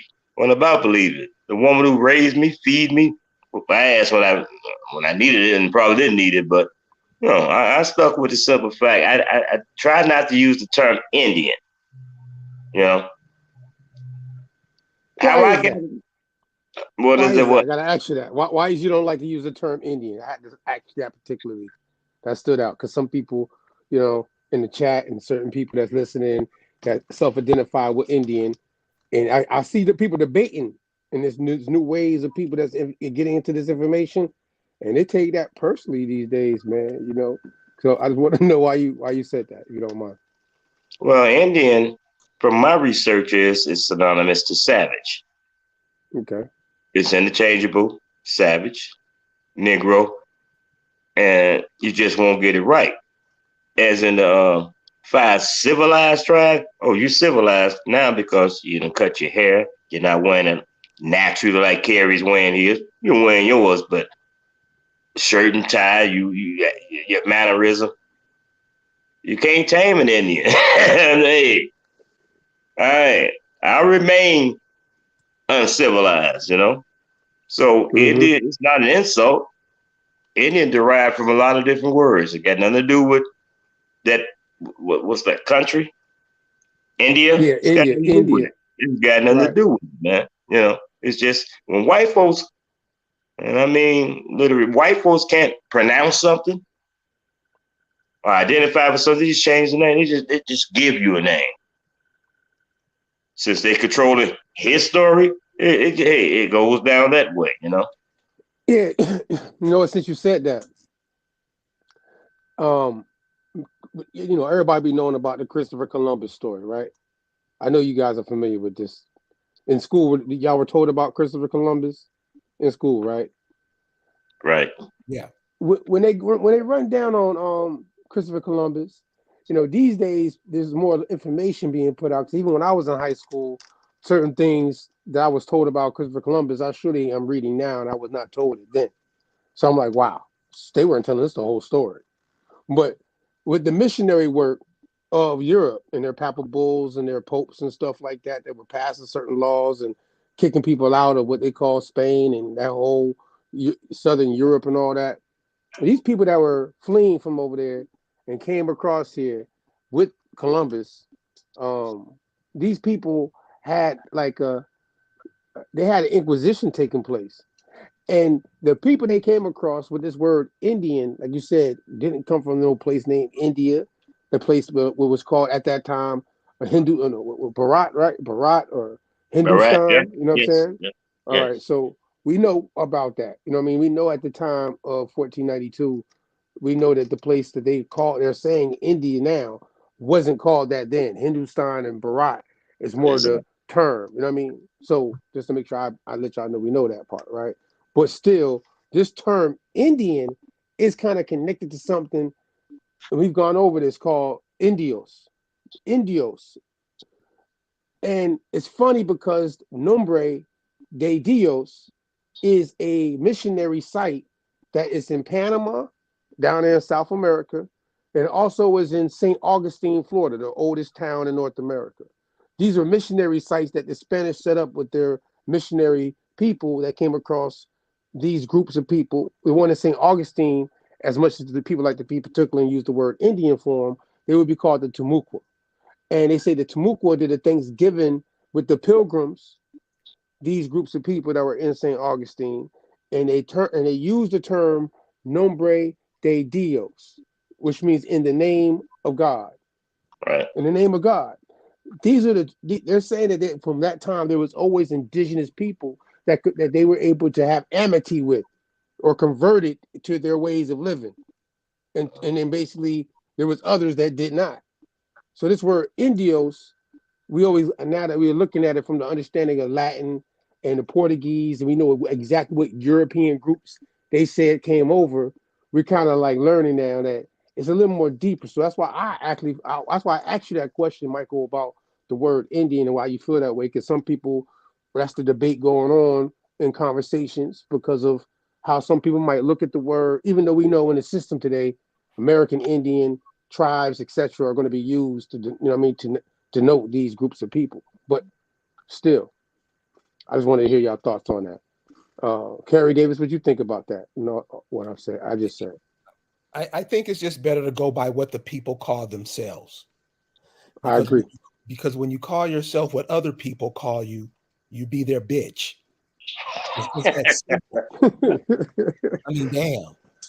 I like how you keep it. If I meet a girl and her name is Wilma, and I tell her I'm gonna start calling you Betty, and she's gonna go by that, I'm her pimp. That's how it goes. And we act like that's not how it is. We act like you can do that. Call yourself what your people call themselves. I mean, it's just that simple. Anybody can come in here and call yourself anything. They got you calling yourself black, and this is a bet to anybody on your platform. If you show me anybody that's black, I'll give you $1,000. There are no black people. That's just a nice way to call you dumb, to call you out of here, to say you ain't shit. Black means nothing. There's nothing there. If you saw a black girl at a club, you'd run. You run. You like them dog, but you don't like that damn dog, huh, Gary? Oh. Yeah. And we don't even teach our kids the distinct between what does that mean? They got you find some people in their 70s, if you call them black, they'll kick your ass to this day. Am I lying, Mike? No, you're not lying. You're right. I know. That word doesn't describe us. That word doesn't say nothing about our phenomenon. And people can come just put names on us and we pick it up and run with it. That's why all these people who they have in the front limelight, that's why they're here to control your mind. Right. That's real. All these professors, all these people in history. Imagine what the people in 1900 would say if they knew that we were calling them African Americans. Imagine. We don't even think of that. They wouldn't know what the hell you're talking about. That what they do. They weren't. That term wasn't in use then. We so goddamn dumb, man. We keep using the term, and it doesn't mean nothing. It doesn't. And all it's doing is erasing you from the landscape. And you see it happening now. I got something. I want to let Michael go first. Mike, thank you, Kerry, for that too. I appreciate that. I want to ask you, Michael, real quick too, because you came on second. When it comes to, I'll ask you the specific question first. Both you guys are familiar, obviously, with this term freedman, right? Freedman, the word F-R, with the D, not Freedman, but with the D. You know what I'm saying? With the one with the D. Okay. How do you guys feel about that term, freedman? I want to ask you, Michael, to answer first, please. Well, you know what? My father's older sister, in about 3-4 years. She's deceased now. May she rest in peace. I interviewed her maybe about 5-7 years ago before she transitioned. And I was asking about our grandparents on my dad's side. And she was like, well, grandma, which would be her great-grandmother, which would be my great-grandmother, was a slave. And I'm like, okay, if that's so, how we Indians? They say all Africans that were brought here, the people brought here were the slaves. She was the type of woman that if you were working for nothing, you were a slave. You don't know nothing about it. My grandmother didn't even raise us that way. She didn't raise it. It was never, not that my grandmother was ashamed of if that was the case that her mother was a slave. It's just that in her years of coming up, man, because she's born in the 40s along with my father, man. You know, and they was taught before us that all Negroes or Negro type looking people, the slaves here in the USA, you know? She didn't get the further information that I've gotten thus far. You know what I mean? So Right, that's real.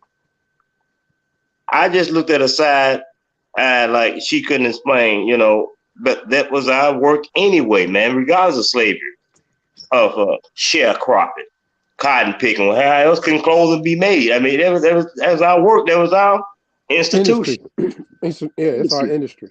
Right. So, hey, that's my answer to that, what you just asked, you know. Appreciate that. That's real We time relating have, to you. man, I still, my people still in Mississippi. That's where we both sides of the family from. My dad's side from the Mississippi, around Greenwood, Mississippi. My mother's from Forest City, Arkansas. And I tried my best to find the last name Coleman. That's my mother's maiden name. Plantation owner. I can't find it. I'm not actually a Hampton. My actual last name, my father's surname, is Taylor. Oh, and Taylor derives from tailor makers. They was clothers, you know.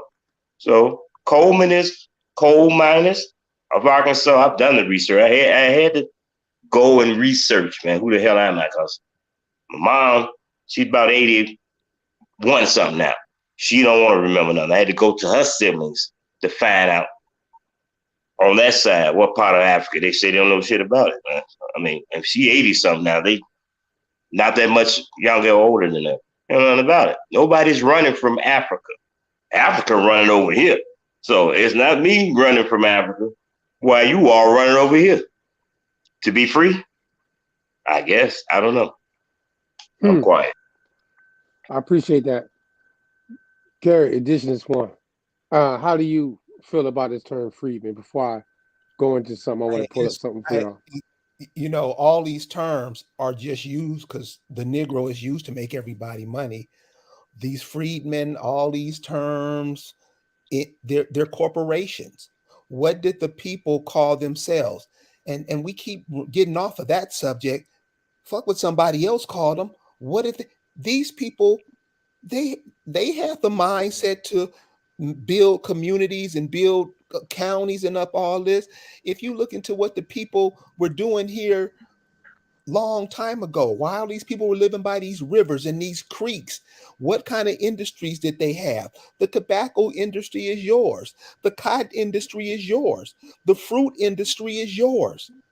And those people called themselves certain things, like Michael was saying, you know, tailors. These cats called themselves tailors. And don't be thinking that because we're speaking English, this is their language. No. You read their, do this. This is how you do stuff. This is how you get to become a source, and you stop begging and going to ask other people questions. Look at King James Version of the Bible. I'm not saying read it. I'm just saying look at it. And then look at the dude that they call King Henry VIII Bible. Because all the kings, remember, it's their version. Right. The Bible's not this great, bad book. The Bible, only thing the Bible can be used for to me is toilet paper. And anybody who doesn't read the first page of it and understand that is an idiot. And we're not saying that to be mean, but that's damn, y'all. You're handing what you see off. If the world keeps going the way it's going now, what the kids gonna have? Same situation we're going through now. That's what they're gonna have. It won't change. It's gonna be way worse because they tell them the boys they can be girls. They tell them the girls they can be boys. They have girls cutting off their titties because they want to be boys. They doing seriously, really, really, and we just act like I don't see it. It ain't happening. When you put your head in the sand, it leaves your ass to be kicked. And everything else done to it. Yeah, right. Old school analogies, you heard? And we just like here that. playing, and we got all these cats. And Mike said it earlier, very important. And these are the things we got to get. We Christian, Muslim, Hebrew Israelite, Buddhists, Greeks, Moors, Hebrew Israel. Dude, we could be here the rest of the night. So being broke down into all those groups, the concept of a unity working together against common foes eludes us. Because we got so many different, we believe all this other different shit, but we don't believe in ourselves. That's what pisses me off. So I'm not trying to be mean or nothing. I'm not saying that, but No, God keep it damn, real. dude, are you serious? They listen. This is the African American. Check this out. And I know it's gonna be some people. Don't say that. The Hampton University in Virginia is taking in people from the Ukraine to house and educate them, while your children who grow up around Hampton University starve out in the streets. This is what historical Black colleges and universities are doing today. Damn. I mean, ain't they? This is what you do. This is not nothing I heard or he just talking conspiracy. This is what you do. Then when it blows up in your face, you want to act like you didn't know. I didn't see it. So like the people who did that, Kamala Harris, all the Negroes that were in that, you see, they know they made asses of themselves. They know they helped keep this confusion going. And that's what all these cats doing. Damn. Yo people, you don't even hear your people's names. That's what we've done. Right. Nobody else. That's what we failed to keep our people's memory, what they've done, who they are, fresh in everybody's mind. That's why everybody come over here and disrespect the shit out of you. Right. A kata, cotton picker. You cotton picker. Away from them kata. That's a gunning word for the Negroes here in America, man. That's what I've learned. You know? And that's they be using it. They be using that. I wouldn't think about going to Africa, going to South America, going to the Caribbean, going anywhere and disrespecting the people there. You gonna get hurt trying to see what happens. Come here and act a complete fool. Hey, shoot, you don't even go to another person's state and act a complete fool. I mean, right? You ain't leaving from my city and going to another city and doing that nonsense. I don't know what people are talking about. I'm just saying, because you might not, you know what I mean? But anyways, go ahead. So Exist by Nature in media says HBCUs are owned by Europeans. You're absolutely correct. That's a fact. That's a fact. He's absolutely correct. Yeah, but when you say HBUs, when all the so-called Black universities where the Black kids go, or they used to go, those were the schools that they couldn't go when they couldn't go to state universities. And all these other universities they went to HBCUs.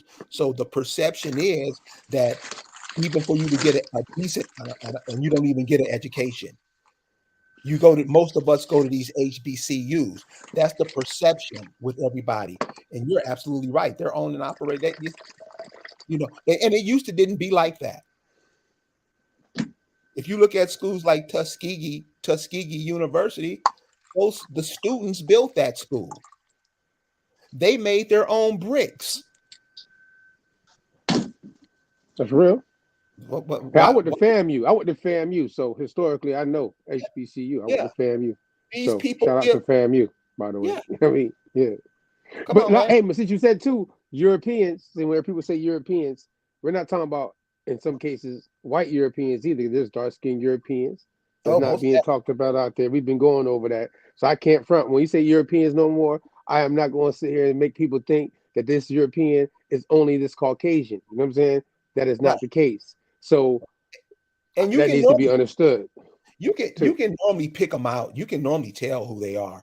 People got different looks. You can tell where a person's from, how they sound.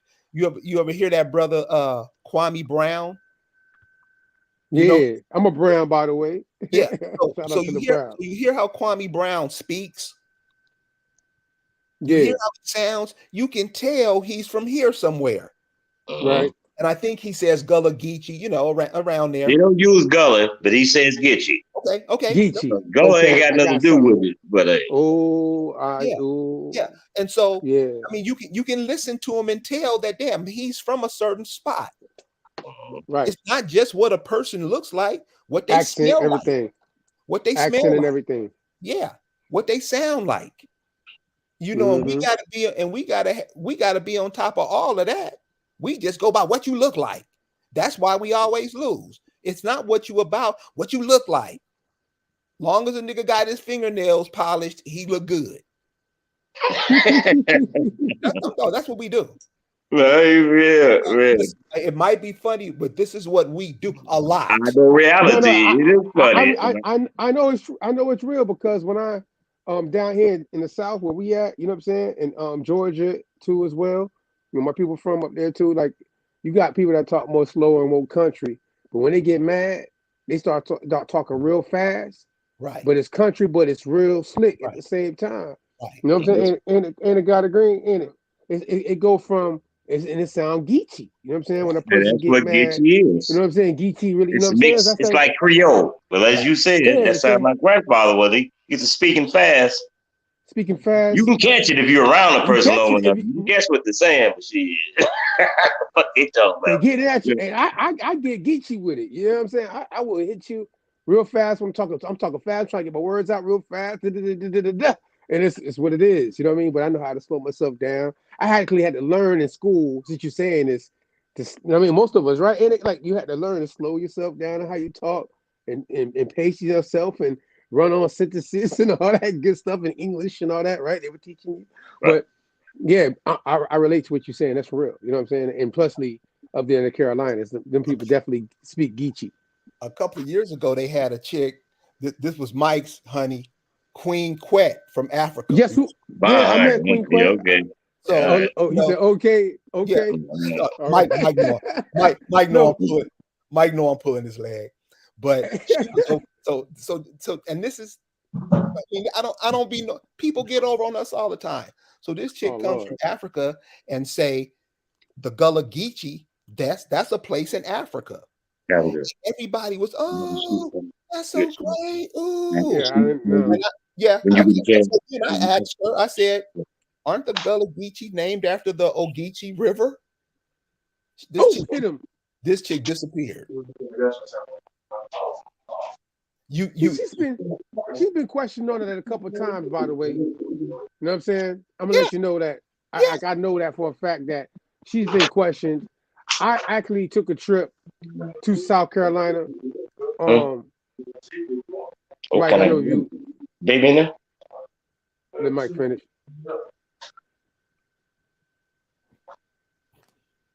Sorry, I'm talking to my landlord. That's my son. No problem.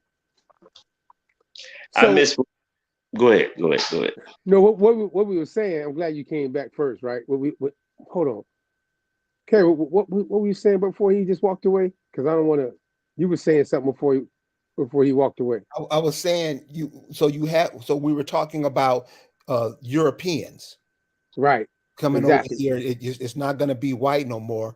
But what I'm saying, remember, America is an immigrant nation. All the immigrants come over here because the people of this land are dead. They're black. They've been blacked out. Blacked out. I like how you said that. So people from other places come, like she did, and try to use language to trick the people out of their land. So that's a fact. I remember when I heard of her, she was talking about something, how the Gullah Geechee was connected to Africa. And I asked her, well, I thought the Geechee was named after the Ogeechee River. I got something for you on that. Remember this, what you're saying. I'm going to bring something up before we leave tonight. I'm going to drop something. Just because you brought up that Ogeechee and we're talking about the Gullah and all that, I'm going to drop something on that tonight. I'll go wait, but since you brought it to my attention that you know about this, I got something for that. I'll make sure. So this is what I'm saying. And we go for it. You ever notice that all foreigners are used to trick the Negro here? You ever notice that? Yeah, I mean, that was the whole slippery slope in the first place. The whole game, the whole slide, slide of the hand trick. The You know what I damn mean? thing just been going on for 3-car, years. yeah, 3-car Molly. Yeah. I mean, by now, we ain't got it by now. Yeah. We ain't got it by now. And we just keep going for the banana in the tailpipe. So, you all you got to do is try to tell the children, try to tell the youth, man, because the adults, they done bitched out a long time ago. That's real. That whole civil rights sham that took away your economic base. You gave that away. Integration. Okay, hold on, stop there, because I want to bring up, because I got something that's going. Y'all lead me right to where I'm trying to go. So I'm letting y'all brothers go ahead and lead exactly where I'm trying to go before I pull up these sources. I'm telling y'all, go get people a whole insight what I'm about to share here tonight from my side of sources. And because Michael, you are a guest, if you have a source you want to pull up first, you can. If it's something you want to talk about, but as he just said in that last part, how do you guys correlate what you just said? Like, what are we doing about this? What you just said, Kerry? What are we doing about what can I do when I live in the city where most of the cats, all they do is smoke weed and drive up and down the street. We're not trying. We had a brother come here, a football player. Listen, so where I live is a food desert. Right. All the foods they sell in the grocery stores are shit. Everything it's just garbage food. Some of the sisters here feed their babies out of gas stations. Lord. To me, that's a problem. Most of us don't even care. And when I say most, I'm talking about 90%. We don't care what we eat. If somebody's selling it, we'll eat it. They could sell you dog and call it chicken. You wouldn't care. Am I right or wrong? I mean, shoot, people are in a savage minority, inferior state of mind. Right. So, and if your mind, if your mind ain't right, you put anything in it because you feel it. Even if people feed off of mental bullshit, people feed off of food bullshit, just like people feed off of spiritual bullshit. You know what I'm saying? Right. Bullshit is just gonna give you bullshit. You still gonna, even though what I shit in my toilet is not the same what you might shit, but you know what I mean? It's one of those kind of things. You know what I mean? Like shit is shit. It's just what it is. Right. Everybody got to deal with their own shit though. But at the same time, I mean, when you say it like that, we're dealing with this shit right now, and now we are getting the bullshit as you just broke down. I mean, in my metaphorical way of breaking down in that simplistic way, I'm gonna say that we have to be more realistic though, like you said, of getting to the narrative of fixing and getting remedies in this day and time for these things that we're talking about. You know what I mean? Like, your platform's been out for 6 years. You have a nice following. The political understanding of what we're talking about, since you have this platform and the people you have from the age range you have, is powerful. You know what I mean? I don't think people give you an acknowledgement for how powerful your platform is, and that you, just like Dan Calloway, who has "I'm Just Here to Make You Think," you had African Americans in Africa.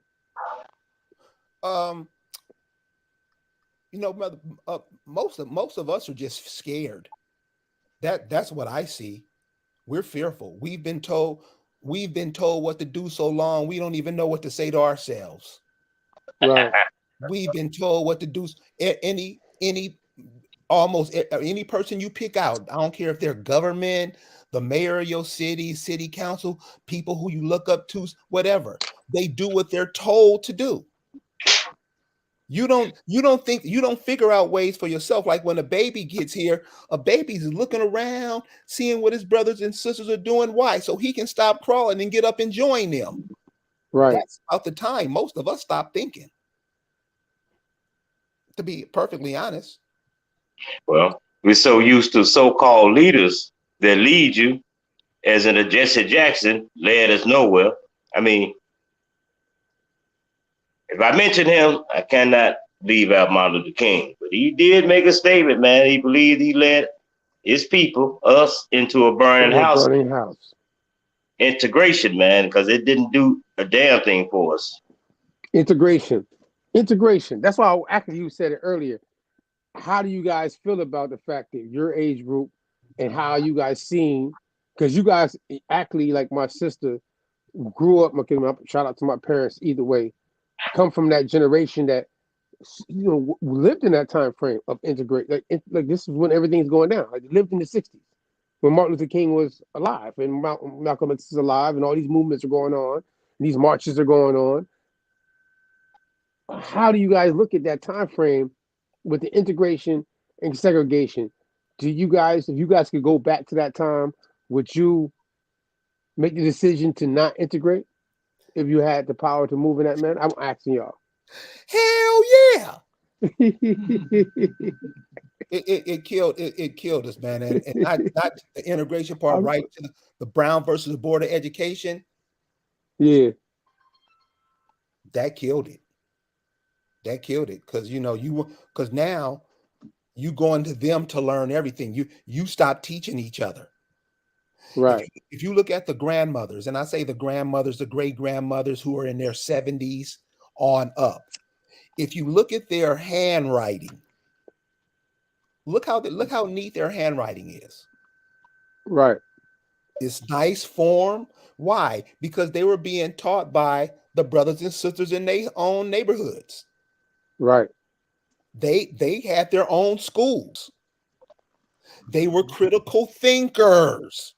I think there was a movie, The Great Debaters, that came out. The elder, they were pushing these youth to be smart, to be intelligent. Facts. Man, we integrated, and I ain't got to tell nobody what that's about. All right, so boom. Again, I want to give you first dibs. Mike, is there something you want to share as a source before I pull up a source? Can I share this source with y'all tonight? Share the source, because I got a computer on. I'm on the phone, and I got to figure out how to do it. But go ahead. I figure out how to do it. I'm going to do this for you tonight, though. If there's a certain source that you have on your phone, right, you can text me, right? I'm going to get it. You have my phone number, right? Or you can put it in the private chat that you're on here right now. If you want to make it easier, however the case it is, you can send the source to me either way you need, and I will make sure that, shout out to God of Green, it gets on the screen for people to see. Just for our, we got about an hour, so for this, for this program. So, I mean, just let you know if you needed something to pull up, you want people to see, you want to share with the people tonight. Let me know. We'll get it. Make sure we can give it. Say as Kerry did earlier, and again, thank y'all for that. I'm gonna pull up something real quick though. Can we pull up a Frenchie? Oh, he said he messed up before he slid out. He did say he messed up, so the honesty is there. He'll be back. I mean, he should be. See, now I want to wait because I want him to see. I want him. You know what I mean? So it's like I'm gonna wait for a second. But yeah, so you see, I could tell that you at that point because of how you're talking to me now live on this platform, and you're being. I'm glad you're doing it like this because I know you've been doing this for a while now. Like I asked you in the beginning when you first came on about what inspired you to do and come up with the phrase "African Americans ain't African," and now you're here, and now I feel like you're frustrated in a manner of like, "What's up? What we gonna do?" type shit. So I'm just giving you my energy. I'm gonna keep it 100 with you. You know what I'm saying? So, hey, you ever heard of a sister named Latasha Harlins? I'm not familiar. Latasha Harlins was this sister in LA when the LA riots went down. I think it was in the 90s. She went into this Korean shop, bought some orange juice, and the Korean shop chick just blew her brains out. Right there on TV, everybody saw. That's how they feel about you, huh? Yeah. And so this is why I'm pissed off. We still going to Koreans like they are mamas and daddies. And then pretend like that ain't what we doing. So seriously, when I talk to these Negroes out here, man, we're not being mean. Are you familiar with a brother? This is changing gears. Are you familiar with a cat in Africa? He used to be the prime minister of the Congo, named Patrice Lumumba. I've heard the name before, but I'm Patrice, not like, okay. I've heard that name before. True African cat. Some of Malcolm X speeches talk about him. Yeah. The Congo was being dogged out by the Belgians. I mean, Okay. dogging them out. I mean, you know the history over there. And so Patrice Lumumba was like, "Nah, we got, man, you dogging us out." And so the people started gathering behind Patrice Lumumba because he was right. These people come in here and just dog your ass, and you don't do nothing. You do what Will Smith did the other night. You dog each other out, but you don't do nothing for the people who's digging up your mama's and daddy's grave, putting casinos on top of them. That's the African American. So right. Of course I'm pissed. And the people I talk to just like, ain't nothing going on. Everything is cool. No, I mean, little girls getting shot up, man. Are you serious? And that's how you know when we joined their wars, what the first thing they do, gave us guns. You're not gonna kill your daddy with it, you're gonna go kill them. And the cold part of and this is, let me say this and I'm gonna end. This is the cold part about us killing each other. You're not just killing the person, you're killing the person or people that person would have made, plus the people that they would have made. So we just wiping ourselves out, and we just la la la la la la la. We think that shit is cool, and it ain't. Kerry, we got into a stage and a mindset that entertainment is reality. That slap on stage, I still say, was stage, man. You're not gonna slap me, man. I don't give a damn who the fuck. That ain't gonna happen, man. There's gonna be some teeth. I'm missing a tooth. I'm gonna make sure you miss one too. It was staged. Chris Rock was pumped to take it, man. Right. Give a damn about what it did. Yeah, I'm. He got banned from a lot of stuff with this though. Hey, Chris Rock got a bag coming, and this man Will Smith, because how he played his hand, in my mind state, and watching everybody say different things like stage and different things. Listen, we speculated on this since you brought this up, Michael. By the way, right? We brought this up. We talked about it. But I was thinking back on what Kerry was saying, as reality. We like the fantasy television, TV, and we locked into that.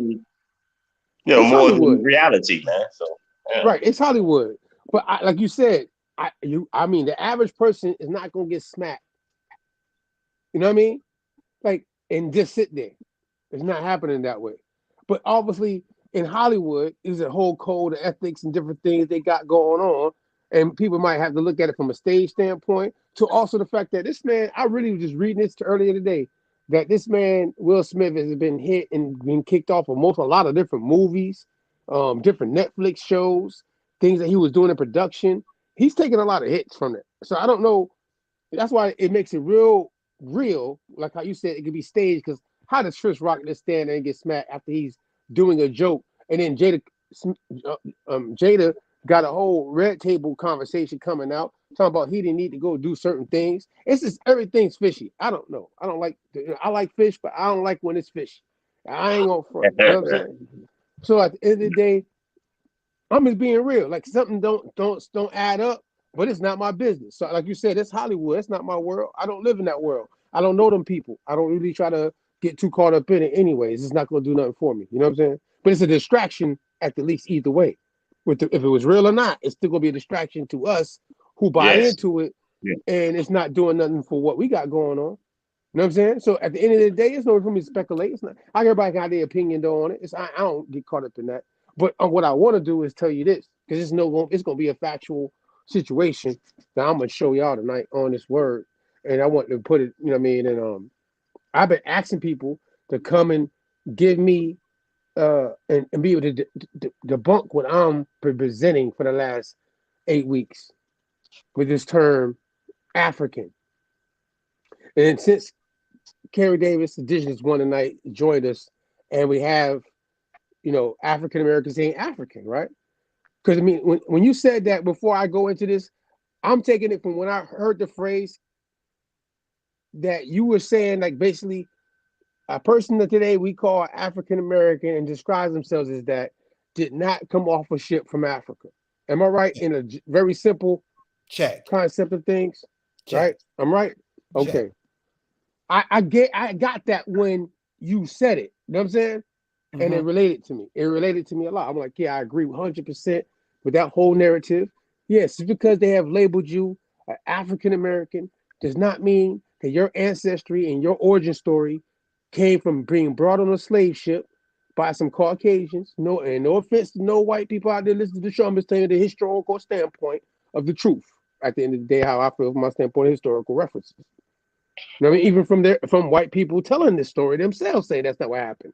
So it's not even me having a front on it at the end of the day. You know what I mean? Because if they documented it and saying that they know what's going on, why I got a front? You know what I'm saying? So I'm gonna tell the truth. At the end of the day, we know that the narrative that's been spent on us, this word African. And that's why I wanted to get you as a guest on the show to have this conversation and let you know that we know and people are getting it now. And you should get credit for having that phrase that relates to what we're talking about so that we can make people really get to understand it fully. You know what I mean? This is word of Frenchie. Remember, Kerry, I shared this with you. Yes. So, because I don't do no surprises. Okay. I want to make sure I don't do no surprises. Can we pull up a Frenchie word for people to see the definition of this word so we can have this conversation with the OGs tonight? I'm going to pull it up. I want people to see it. Okay. You want me to pull it up or you going to pull it up? No, I got it. We're pulling it up right now. I'm going to pull up all three ones I sent to you. I'm going to share it there. Same with everybody else. Okay. So I want the chat. I want everybody in the chat, everybody that's listening tonight to look at this word, and I want to have a conversation about it. You went away. I want to go down the line. We can go to either one of them. We can go to all three. I want all three of them pulled up either way, so you can pick which one you want to go to first. Actually, because it doesn't really matter. Actually, because they all going to be synonymous with the same thing. Yeah, let's start here. Wikipedia. Because people don't like Wikipedia, right? So we're gonna do them first, and then we're gonna go to another source. So this word of Frenchie, and it says French, is a former French legal term. It says a legal term, denoting, not connotative, denoting a freedman. That's why I asked y'all about that term freedman earlier. Or emancipated slave, but was a term used to refer pejoratively to mulattoes. That word mulatto means mixed, two nations of people. It could be two different tribes. It could be two, not just black and white. We're talking about just two different nations of people. It is used in the English language to describe the social class or freedmen in Saint-Domingue. Some people say, oh, well, that's not America. Well, French had territory in Louisiana, and the same people will call that here too as well underneath this social class. And other slave-holding French territories, as it says, who held legal rights intermediate between those of free whites. And by the way, at this time, and when this word is being used, when they say free whites, that doesn't denote that we're talking about a Caucasian either, by the way. But it says enslaved Africans in Saint-Domingue. Roughly half of their Frenchies were gens de couleur Labrie. Free people of color. We use that term in America, right? Y'all brothers are familiar with this term, free people of color in America? Yes. Just for y'all older than me. Yes. Like y'all know that our people at one time called themselves in America's free people of color. Am I wrong?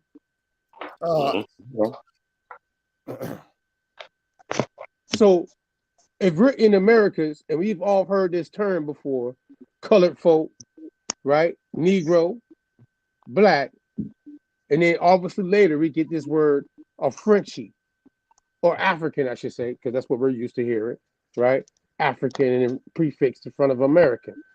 Then it comes down here and says, the term derives from the French word for emancipation. Now, I don't care what people say that is a French territory or not.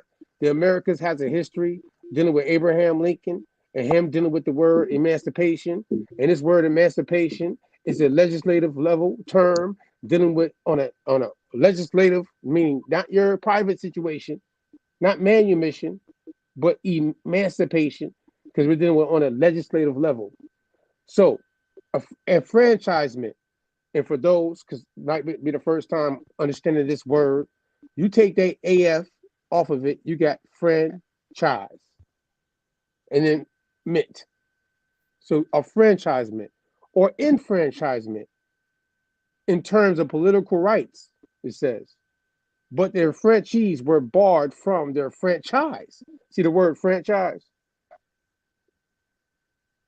So we know about franchises today. Modern day time, most people hear about the word franchise. You could buy a McDonald's as a franchise, Chick-fil-A as a franchise, Taco Bell, or all these different businesses that'll let you come in and use their rules to run a business, right? But this word franchise originally was used in this manner, dealing with people in a category, in a social class that are free people of color, that they're also calling terms of mulattoes. And all the different variations of that term, mixture of people that's indigenous connected to whoever foreigner came in whatever different nation they mixed with, is being put into this class of people at this time from a label standpoint. So I wanted to make sure I pointed it out that, it says literally here what we're reading. So I want to hear what y'all thought about this Wikipedia source. I'm gonna pull up the next one, but I want to hear what y'all think about this Wikipedia source of this word of Frenchie, real quick. Is that referring to who was that referring to? Okay, well, in this particular article dealing with the Wikipedia source, because they brought up Saint Domingue, and that would be Haiti. You know what I'm saying? This would be the time frame of Haiti when they're doing the revolution, like the revolts and stuff are taking place. So let's say 1790 to 1804 when they get their independence. You know what I'm saying? What's taking place is you have a difference. There's an economic system of a caste system in Saint Domingue and the French territories such as Louisiana. So Louisiana will fall into this picture, right? Everybody knows about the Louisiana Purchase, right? So we know the French were in the Americas, North America. So it's at the French territories, and obviously it's being highlighted today what we call Haiti. You know what I mean? With the A in front, even though the colonials use Haiti with the H. You know what I'm saying? I'm saying either way, this word of Frenchie is dealing with the middle class. The middle class is the class that could have been a slave at one point, but now because of whatever situation, they end up in the middle class. They're still able to own property and own slaves too, but they're not on the class of what we call the Grand Blanc. That Grand Blanc class is what they call the white people, free white people, citizens of whatever people established that colony in the territories of the French. The middle class, or could be a mulatto, which would be Indian and a Frenchman, an Indian woman and a Frenchman, as a combination of things, and their children are put into that lump of class because they're a hybrid. They're Creole, as they would call it in the French, Louisiana, Cajun, these terms that they're using. You know what I'm saying? So this group of people that they're talking about, that they're calling the word of Frenchie, are the ones that are able to have certain privileges of the colonial system, but they're not able to be in, like, say, a judge position. They can't be they can't be the priest. You know what I mean? They can't be the legislative situation, but they're able to do all the other stuff because they're still sitting on top of what we call the slave class, the Negro or the Indian. You know what I'm saying? As they would call it, or sometimes the African slave they use terms for. But that middle class that sits on top of that Indian, the African slave, or that, you know what I mean? All those little groups at the bottom, that's the middle class. They're called the Frenchie. It's a franchise. You've been put in this position as a freedman. It said freedman. You heard me read it. Can I pull up another source real quick? I want to make sure you see outside of Wikipedia. I want y'all to see this.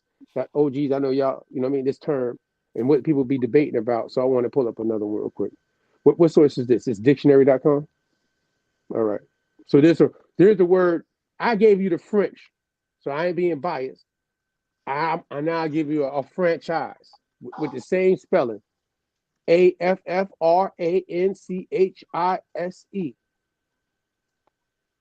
And it says the same thing. To free from a state of dependence, servitude, or obligation. So if you was in a position of indentured servitude, and you was a European, you came over here in a contract, and you fulfilled your obligation, you were still considered in this class called a franchise, a freedman. This is the lawful term that's going to connect to this situation. A freedman is somebody that went through a manumission or been manumitted from a contract or servitude or who they were dependent upon at that time in their colonial system. And it's where the Frenchies gets to the understanding of the manumission system of that person who has done that and has been freed from that state of situation in the colonial system. You have any questions about this one right here? Go ahead, it was Mike, my bad. more Caucasians from Europe that were, you want to use the term indentured servants, man. I mean, it's just another word. It's what, I think 2 books out, White Cargo, that explains and read about the Caucasian, Negroes in Europe too, before Caucasian got to Europe. But the point is, they're probably, that word fits them more franchise and being property or indentured workers than it would be. I'm using the term Negro. You know why I'm using it. Yeah. Distinguish yourself from the two, you know. But that franchise is more their title than any African or any European Negro. I mean, like I said, it's a couple of books out, man. White Cargo, they was coming here, man. Being sit in, it dispersed all over. And they sent the worst they had in Europe away to our places, you know, here. Especially what is it, Australia? Oh man, they sent the trash out, man. It was cleaning up Europe. Dark Ages, what you call it, you know what I mean? What time are you talking about, Michael, when you say they sent their trash here from Europe? What time frame are you talking about? During the 1800s. Mostly during the 1800s, man. I mean, never had as many Caucasians here. No, but see, I get what you're going at, but I'm going to be on a timeline standpoint because of the fact that you're right, that it's 1800s there. White people were in indentured servitude positions. That's why when people use this term freedmen, we got to be careful because there's people that were considered Caucasian that their ancestors went through a freedman. They came over here as indentures, etc. as well too. So when people that can call themselves black state that they're freedmen, that's the word they want to use to self-identify. I don't think that's almost the best term to use because it doesn't necessarily fit only just some of your people's situations. Because not everybody was indentured over here in your family situation.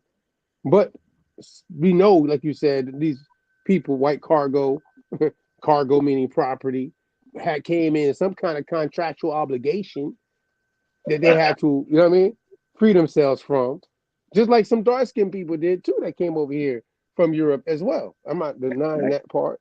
You know what I mean? Because who came first is the part we worrying about here in that white cargo conversation, right? Dark cargo as well. I'm not being biased. But this is the system in the European system, either way, that they had already in place. But it landed on us. We didn't land on it, like you said earlier. It came over here and landed on the Americas. We didn't bring it to them. You know what I'm saying? So again, I'm gonna give one more source for people out there, you know, that want to see this word of Frenchie one more time. You know what I mean? That we've gone over. And I thank y'all for letting me, present this. If you want to have if you're ready, any source you want to bring up on our conversation tonight, I'm welcome to it. Let the people hear what y'all got to think about it. And anybody in the chat as well, you know what I mean? We welcome this conversation for you to ask a question. If you have anything to say about these sources here. You know what I'm saying? It says the Frenchie is a former French legal term again. Well, what source is this? Make sure people know the source, where we're getting it from. Definitions and translations. It's another source of, where we're pulling this word of Frenchie from. Just make sure you know we got it from multiple places saying certain sayings so you can relate and do your own research on it. Because when we say African Americans ain't African, because we feel that this word African is noting back to this term right here in French, which is the class that they made up, the lawful class they made up, not necessarily meaning your people class came from Africa or no ship in any kind of case, based off of our genealogy research and findings of our own peoples and other peoples history. Will you say that right, God? Greg? Yes, sir. So, affranchi is a former French legal term denoting a freedman or emancipated slave. It is used in the English to describe a class of freedmen in Saint Domingue, again, it says, and other slave-holding French territories who held legal rights intermediate between those of free whites and enslaved people of color. In Saint Domingue, roughly half the affranchis were gens couleur, libre, and half-breed blacks. The term comes from the French word emancipation, enfranchisement, or enfranchisement in terms of political rights. Ironically, however, their franchises were barred the actual franchise, or excuse me, franchise prior to 1791, it says. Court case whose decisions in their favor prompted a backlash from the French planter class, which sparked the Haitian Revolution. The term affranchi was also used loosely to refer to pejoratively to any free person of color, even those born free.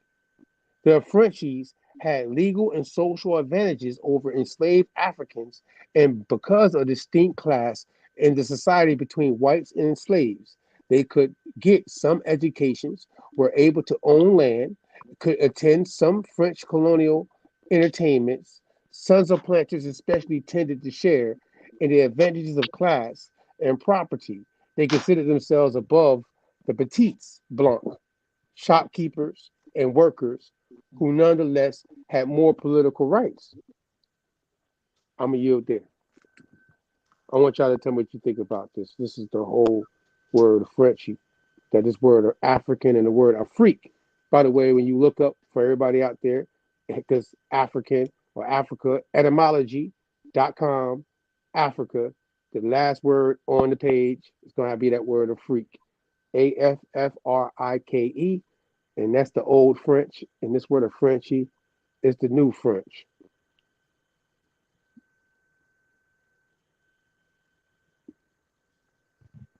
Any of your brothers want to say anything about this real quick? I'm gonna leave it alone. I just wanted to put that out there for the people because I want people to forget we've been saying this, but I want to hear y'all thoughts on this term now that you've heard us express it to y'all. To be perfectly honest, and this is what I'm seeing, when we take their interpretation of what we do, it doesn't turn out, it's not good for us. Yeah. You know, and whatever they can call you pit bull, they can call you pizza box, whatever. You said that was a buffer class. We've all seen that before. Right. It's no free. If somebody frees you, that means you're not free. I mean, simple stuff like that. I mean, we don't even get shit like that. If somebody frees you, you're not free. Facts. And we argue, I am free because boss said I'm free. So, you know, their words and terms, dude, I'm telling you, it's what got the word mixed up now. You just had people spend 2 years in a house running from something they didn't even know the definition of. That's a fact. Damn. And it's really messed up because it's like, God damn, y'all don't see this. And that's a fact. I mean, it's simple stuff. So that's what I mean. A lot of sources, you're your greatest source. You can see they got all kind of buffers because they're lying to you and people are waking up to see it. So they got to throw people in front of you in your path to try to trip you up. That's what the middle class has always done. The middle class sold you on the integration. The average person, they'll need, what's the cat name who did the Brown versus the Board of Education? The court, Supreme Justice, Thurgood Marshall. His grandson is the CEO of the prisons today. This is how you're continuously took. This stuff didn't just happen yesterday. It's been an ongoing thing. And the information is there. You got a computer. You got a computer in your hand. You can find. We don't do that. So, you know how I'm seeing is this: you here for something. Every single last one of us are here for something. Your ass get busy, or you might not ever be able to do it. So I yield, Mike. No, I Appreciate that. agree. Hey, there has been a video that was made several years back of from a lot of movie scenes, and the phrase was back in the early 1920s, the 21, white and free, and Right. that catchphrase were for the Europeans. They was free from the queen from over there, and they were serious about it. They were. So when you talk about this franchisement, people, they're the ones who were, man, I'm telling you, they were sent over. They're not going anywhere. Put it like that, period. Europe ain't jack compared to the Americans. I wouldn't go back either. I go back and visit, but they been set free. We actually wasn't the slaves, man. I mean, your mind been enslaved, but hey, we I see fought. what you're saying. Yeah, I mean, so if any of that franchisement, the white folks talking about, they've been set free and they had to fight, and we helped them out. When I say we, as in colored folks, we were on both sides, the North and the South, from the Boston Tea Party up to whatever, antebellum, man. We helped set them free. They won't teach that in school. That's why they don't want critical race theory examined in school, man. I mean, a lot of hurt white folks, man, that's intelligent enough get it. The ignorant ones, they don't. They got what they call white privilege today. They don't give a damn. They don't give a damn. But those that study, I get it. I've been got it, man. So that word for franchisement, it's theirs. It belongs to them. We're still fighting now, man. We still For holding it, though. identity and recognition. Actually, I don't give a damn about being on a reservation. I was raised on a reservation called the ghetto. I like that. Yeah. Hey, man, I was ghettos across born the in the world. 60s, Indeed. reared in the 70s, and here in Chicago. I want to speak about Chicago. You've heard about Al Capone, man. There's a part of the street called Cicero, man, that as a child in the early 70s, we couldn't cross. You'd have got hurt. White folks, we were very segregated, man. So I know about a reservation. The ghetto, the hood today is a reservation. Yeah. So how you know what Mike is saying is true? And this is what I'm saying. The information is so you've heard of age of Aquarius, age of information. The information's out there. So you're talking about the year 1791 to 1804. And so this is how I would check Mike's sources. Mike is saying that, and I'm like, damn. If you were on the money in the 1800s, what he must be saying is right. Right. So you ask Negroes, well, if you were taking a cruise from Africa over to America in the 1800s, why are you on the money? Who puts slaves on money? The slave man, I guess. We don't question. Who does that? Who does that? Right.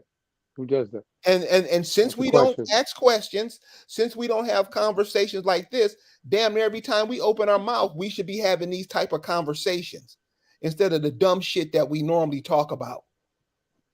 It's right in your face. You just been turned off against yourself. That's why they call you Black, Negro, African American, to cut you away from your ancestors. Now they calling you ADOS, foundational. They're just cutting you off from your bloodline, your legacy. And that's what you're gonna do. Enjoy. But Kerry, yes, sir. When mentioning ADOS and FBA, would you say that's our own people cutting us off? I don't know if they're running a scam game or they just as ignorant or what. I mean, it's them, it's the Christians, it's the Muslims, it's all these cats. All of them running away from themselves because they know they have a responsibility and they too scared to do it. You ain't heard shit from the church. COVID killed the church. The church didn't. Jesus didn't come save all these Negroes from COVID. You know, when you ask a person that, they ain't got no answers. I don't know. Nobody, dude. You talk all this junk, believe it, feed it into your kids' head, make sure they dumb with it, and you expect something good to come out of it. This is what the Negro does. So of course he does it to himself. And he's happy. He'll brag that he can do whatever he want to do. You don't tell him what to do. You ain't my daddy, nigga. Right? Isn't that how the Negro comes across? Yeah, man. And then a cry. Why are you talking, dude? We are losing. Imagine the people we've lost from 1970 to now. It'll blow your mind. Or just stuff we got into, the Jonestown massacre, that Waco stuff. Oh man. People getting dogged out in Philadelphia. Shit happened to us all the time, and the Negro barely opens his mouth. So, brother, this is on us. Nobody come to help you. Jesus ain't none of that happening. And just like Macy Gray said, you better get up, get out, and do something. Do something. Serious. I got one more source for y'all. I got about like maybe 15 minutes, but I want to share this last part. That shout out to Crypto Fred. He's kind of slid this on me, and I felt because I did read those other sources, something that came across. Whenever you're ready, guy, you can pull it up. You know what I mean? This whole same thing I brought up in the narrative, because you know African Americans ain't from Africa. Just because they gave us this term, like you said, and you've been saying, both of your brothers have been promoting on your platforms for the last years. I mean, Michael, how long you been doing this now? You've been doing this for a minute. How long you been advocating about this situation we're talking about tonight? Well, since 2015. When I got on social media, 2012, I was mostly on YouTube. There used to be an app called Google Plus. Mm-hmm. You remember that, Kerry? Google Plus? Yes, sir. And it was connected directly to YouTube. So if you typed in something, insult or remark on YouTube, hey, you'd be on Google Plus. So I've been advocating this, man, because when I first got on social media, I was fresh out of Christian school, man. Right. I never claimed to be a Christian, but I know that Bible from front to back, man. Genesis to Revelation, man. And I was attacking the Israelites, man. I was attacking them, asking questions. I was a shit starter, you know, agitator. So agitator. I just was, because, man, when I was hooked on drugs in the 90s, man, you know, my brother, my family, they look at me, man, nigga, that ain't you. We don't do that. I know we don't, man. So my middle brother, you know, gave me a choice, man. You know, you want to go to a program or what? We gotta do something about this shit. We don't do that in the family. Real talk. I went to a Christian school, man. You know, I mean, at the time we were still Christians, man. You know, the Bible could straighten you out. 10 Commandments, put some fear in your heart and mind. So, man, I've been advocating who I know my grandmother said I was. Ain't no I feel you on that. I'm in a graduate school. They telling me something old, man. You know, I walk and talk on my father's shoulders, man, carrying me as a child, man. I know who my people are. I know who my mother people are, you know. So I didn't have to be convinced in anything. You know, this is how we raised. And the American culture is our quote unquote American Indian culture. You know, white culture. Everywhere they went, they learned the people there culture and put their own shit into it. You know what I mean? They put a little there. Mix into it. You know. Real talk. Mm-hmm. So no one convinced me anything. So I've been advocating this since 2015, man, on social media, you know. You've been doing your thing, by the way, again, man. You've been doing your thing. I pay attention. That's why I end up following you. You know what I'm saying? I've been following you for a minute now. So, I mean, I shout out to you again for everything I've been seeing how you get into it, how you get in debates with people. You'll go on other people's pages so you feel like they ain't saying something right. You know what I mean? You ain't dodging no smoke. Michael Hampton ain't dodging You no know smoke, what? by the way, y'all. This man ain't dodging You no would smoke. think I would probably get flagged. And I had 2 channels taken down, brother, since Yeah? 2015. Yeah, 2 YouTube channels taken down because I would come into the comment section and challenge it. They were striking me left to right. I'm talking about Ethiopians from Ethiopia, your Pan Africans, white Oh, folks, Lord. especially Mm-hmm. them. But today, here, 2020 to 22, man, I'm on Facebook posting publicly. I want somebody to come. I really want the white folks smoke. They won't fuck with us now. They realize that I think niggas always been here too, you know, in America. They won't mess with you now, man, you know. And the Native Americans, they don't have with me no more. They was have taken that. I posted it before. A Native American, he bragged, yeah, I have taken your damn YouTube channel down. Oh, hey, man, they get it. Hey. Many people know, might not admit it, niggas always been here. Just like over in quote unquote Africa, it's the same over here. You know, I don't subscribe to that monkey theory, which ADOS and what they call it FBA, they still quite on that shit. That it all started over there with an 8. They won't mention the 8 part. You know, we all have a common ancestor, and it happened to be the 8. But guess who the closest to the 8? We're all that old bullshit, Charles Darwin galaxy, man. You know, and I don't subscribe to the Bible either. Decorational, you know, it came up early, didn't it? Because if I did subscribe to it, that's the making of the white man. I'll go with Malcolm X and Elijah Muhammad on that.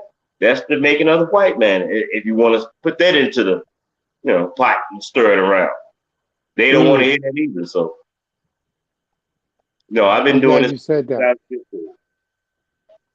And that's why people need to know that. You know what I mean? Because people have been out here, you know, just coming around recently, think they putting some things down. You guys have been doing this for a minute now. You know what I'm saying? I mean, 7 years at least. You just said right there. And I know Kerry Davis said it earlier. He's been in, you know, what inspired him and when he started.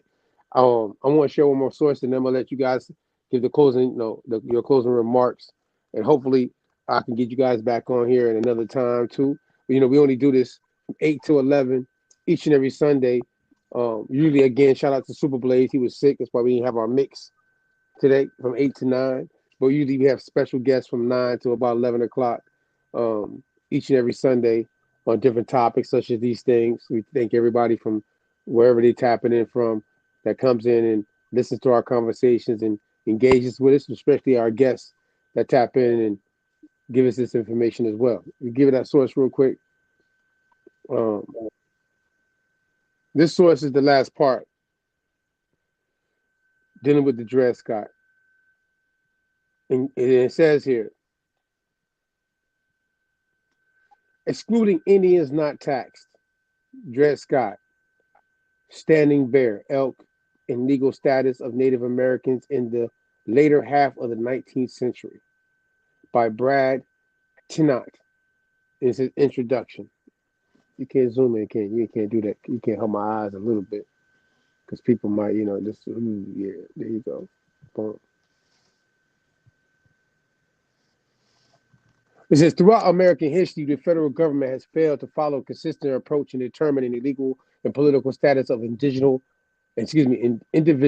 Native Americans and Indian tribes. Such policies, i.e., treaty making and reservation, allotment, reorganization, termination, and currently self-determination, range from the treatment of Indian tribes as sovereign nations to the assimilation of individual Native Americans as U.S. citizens. In the dominant white society, assimilation generally meant that Native Americans should adopt Euro-American clothing, language, religion, and agricultural lifestyle before qualifying for citizenship. Even at that, most Native Americans could only expect second-class citizenship status when it came to exercising their constitutional rights and protections. Simply but, the legal status of individual Native Americans has often been unclear. During the later part of the 19th century, social reformers, the courts, and politicians at the local, state, and federal level attempted to clarify this issue. Let me scroll for me. To understand the difficulty in determining the legal standing of Native Americans, one must first examine the historical meaning and significance of the phrase, excluding Indians not taxed. As it appears in the U.S. Constitution, attention should then be directed towards Dred Scott versus Stanford, 1857, Standing Bear versus Crook, 1879, and Elk versus Wilkins in 1884. Arguably, the three most significant cases involving the legal status of Native Americans during the later half of the 19th century. Collectively, they tried to determine how Native Americans could obtain citizenship. The legal rights of individual Native Americans, notwithstanding with their tribal affiliation, and it says, and three, the legal status of individual Native Americans who had paid taxes or had separated themselves from their tribes, despite having the means of readily grant citizenship to Native Americans. The U.S. government largely ignored the wishes of individual Native Americans and often used citizenship as a means of assimilating tribal Indians into dominant white society. After more than a century of the treaties and legislative acts affecting the legal status of Native Americans, Congress adopted the H.R. 6355, the Indian Citizenship Act of 1924, which granted citizenship to all non-citizen Indians born within the territorial limits of the United States. But then, almost two-thirds of the Native American population had gained citizenship through treaties or congressional legislation. For example, the 1830 treaty with the Choctaws, which is noteworthy within the context of Indian removal, contained. You gotta pull out another one, right? Okay, you get it. Good. A provision which stated that each Choctaw head of the family being desirous, did I say that right?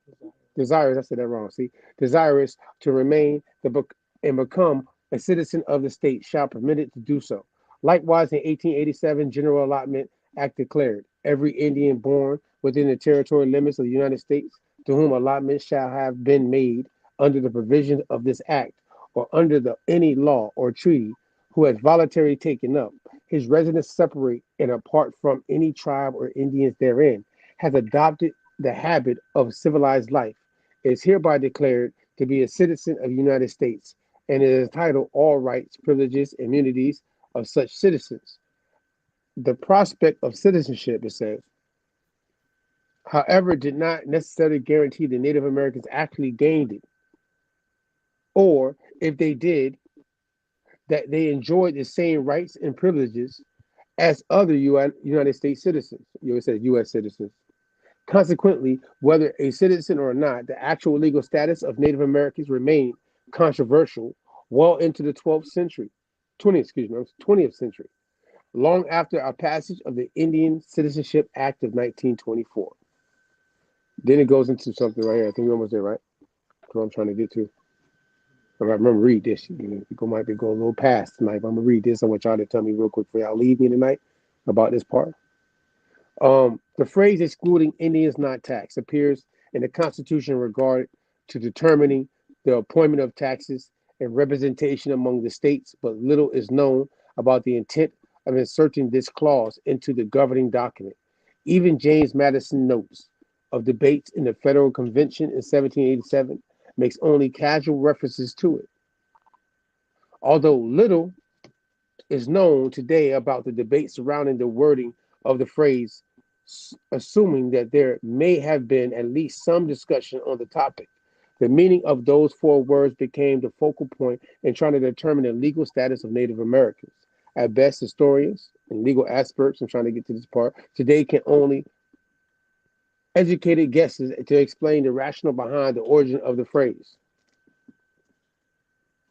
So this article that we're bringing up is showing how these people are put in this position through articles and assimilated from their status of being in an Indian, Native American, whatever tribe, in their territories, outside of the reservation and being assimilated into this standpoint of being disenfranchised.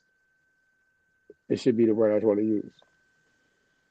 Disenfranchised from what was going on as individuals, not living on reservations. That a lot of our people we're finding the Urban genealogy Indians is what you urban mean. Indians.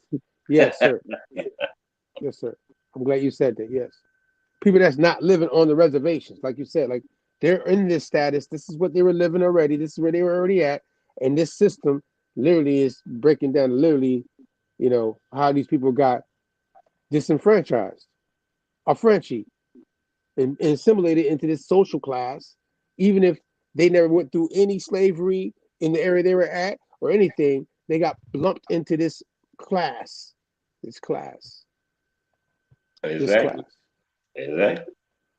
This term African, a Frenchy, franchise system of America, citizenship. You know what I mean? All that good stuff.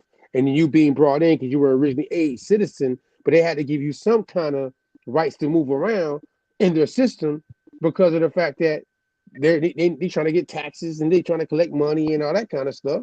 So they just made you assimilate and put these taxes on you. You know what I mean? Them people have been, fighting over taxation without representation for a long time. I once had a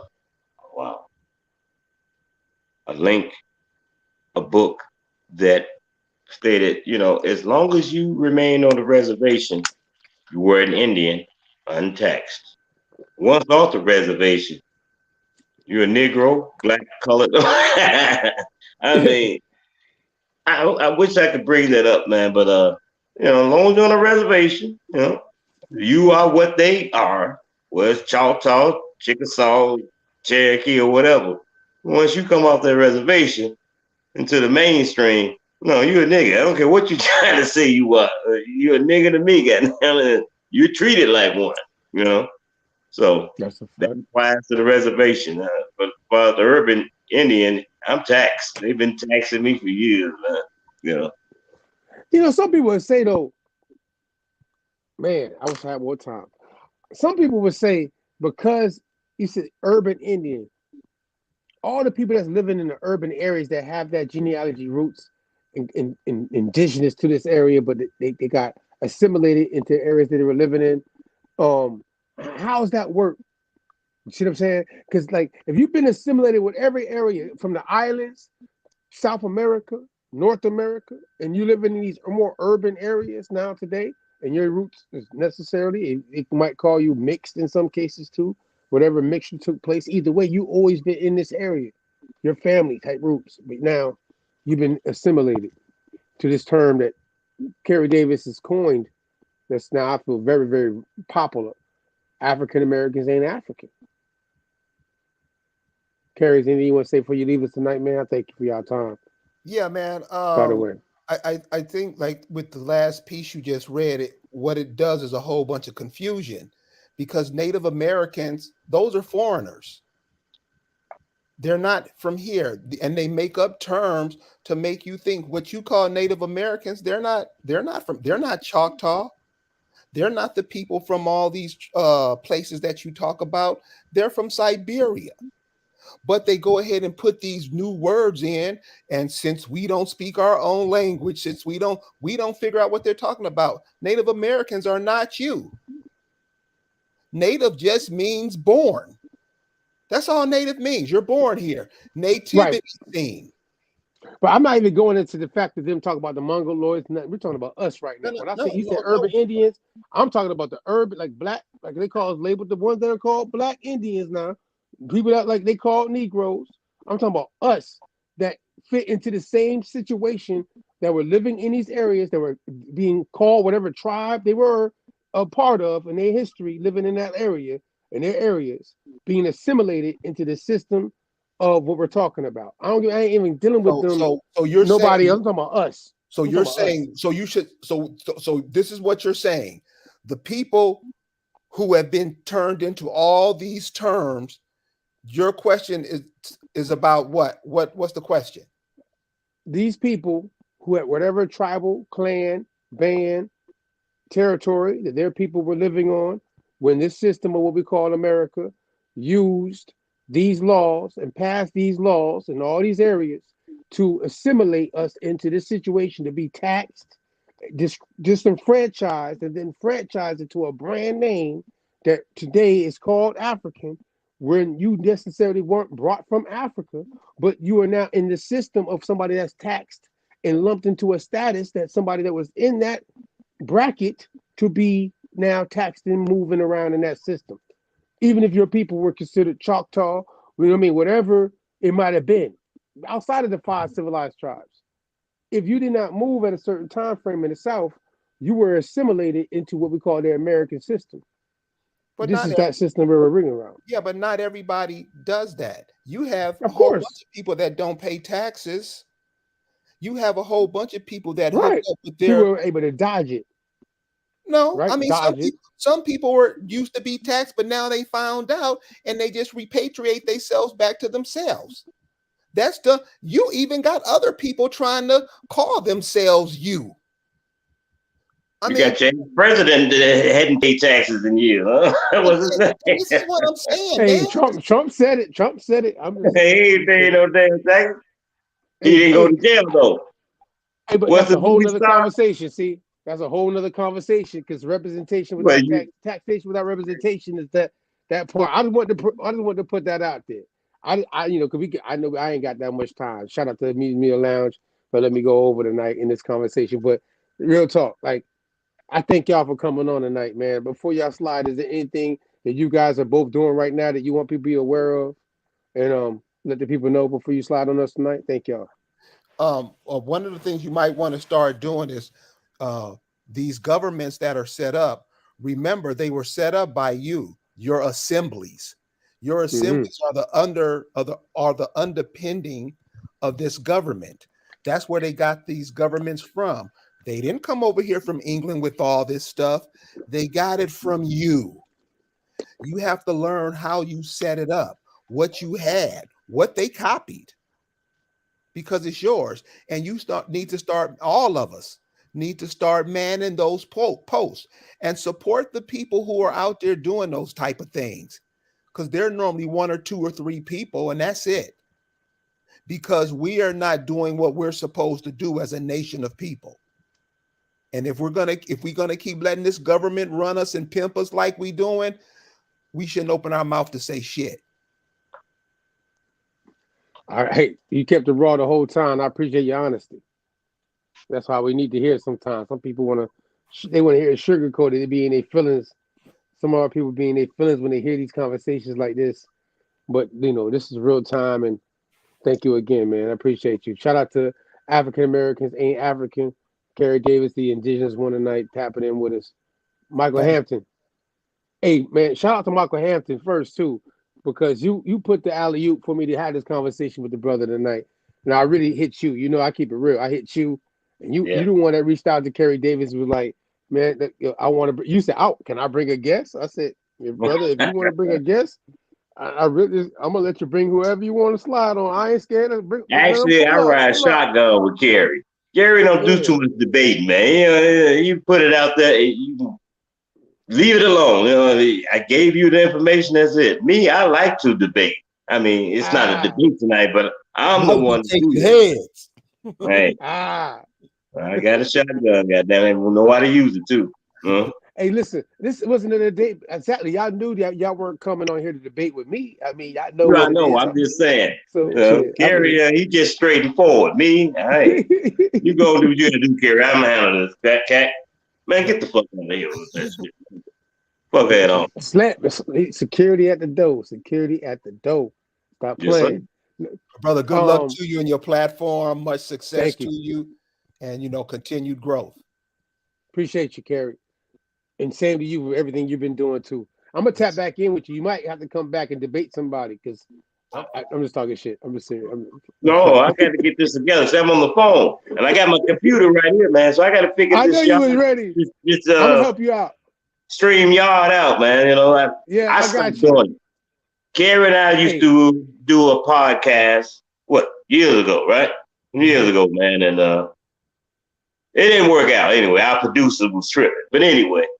When I figure all this back out again, Oh, I'd be ready to share any source. They want to debate live, fine. We do that. I had to figure it out.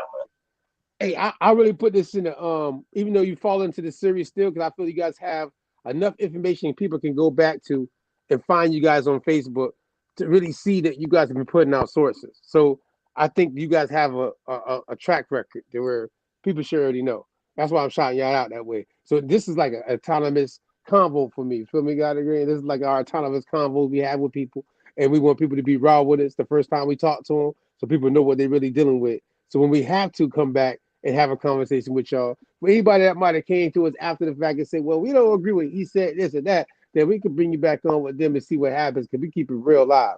You know what I mean? We don't really like to call it like sugarcoat around that kind of stuff, man. Again, man, thank y'all tonight. Thank y'all for tapping in, man. Cool, brother. And Take care. I appreciate you. Appreciate Yes, you too, Michael. Y'all have a good night. All right. Appreciate you, man. Thank you. Pull up. Oh, man. So that was a great conversation, Michael, man. We got to do this again. No problem. So, yo, real quick, though, before we slide, you know what I mean? Music Media Lounge, Thriller Campaign, the Autonomous Party, each and every Sunday, 8 to 11 o'clock. 8 to 9, we got the campaign mix. Don't forget, Campaign Thursdays coming in May. You know what I mean? Shout out to Crave Lounge. You know what I mean? Letting us use their facility to do what we got to do in the local area. You did. Just tap in with us on that. Shout out to 96.3. I'm going to shout them out in Tampa that they've been tapping in. We shout out to them. And all the different platforms that's been tapping in to what we're doing. Shout out to Lee Cummins. Shout out to Cootie, who shout out Lee Cummins just the other day, by the way, too. And I'm trying to get Cootie and Lee Cummins. I'm calling him out live. I'm trying to get them two in a conversation on one of these joints coming up. It's gonna happen. I'm gonna see what happens. I'm gonna call it out like that. Good luck. See how put that energy out there. Tap in with us though. Next week Sunday again, Tavis Sanders. We got him for a conversation. We're trying to get to this last part of this series before we go into another part of this series that we're gonna go into, and I'm not gonna mention it yet. But tap in once again. We thank everybody that taps in each and every Sunday right here. You can check us on Clubhouse. Whenever you see a greenhouse pull up, you know what I mean, have live conversations with people wherever they're located at about any of these topics that we have right now on this platform, Wi-Fi Wednesdays. You also subscribe to Wi-Fi Wednesdays, not only Wi-Fi Wednesdays, but the Wi-Fi subscription on. We got a Patreon and a Discord set up with some book club information, a lot of sources that we talked about tonight that's in there set up for you to get, and you can tap in with us, you know what I mean? And we appreciate the support. Either way, we thank y'all for tapping in each and every Sunday. We're going to slide, though. I usually say Blaze, but tonight I'm going to say Got a Green. Peace.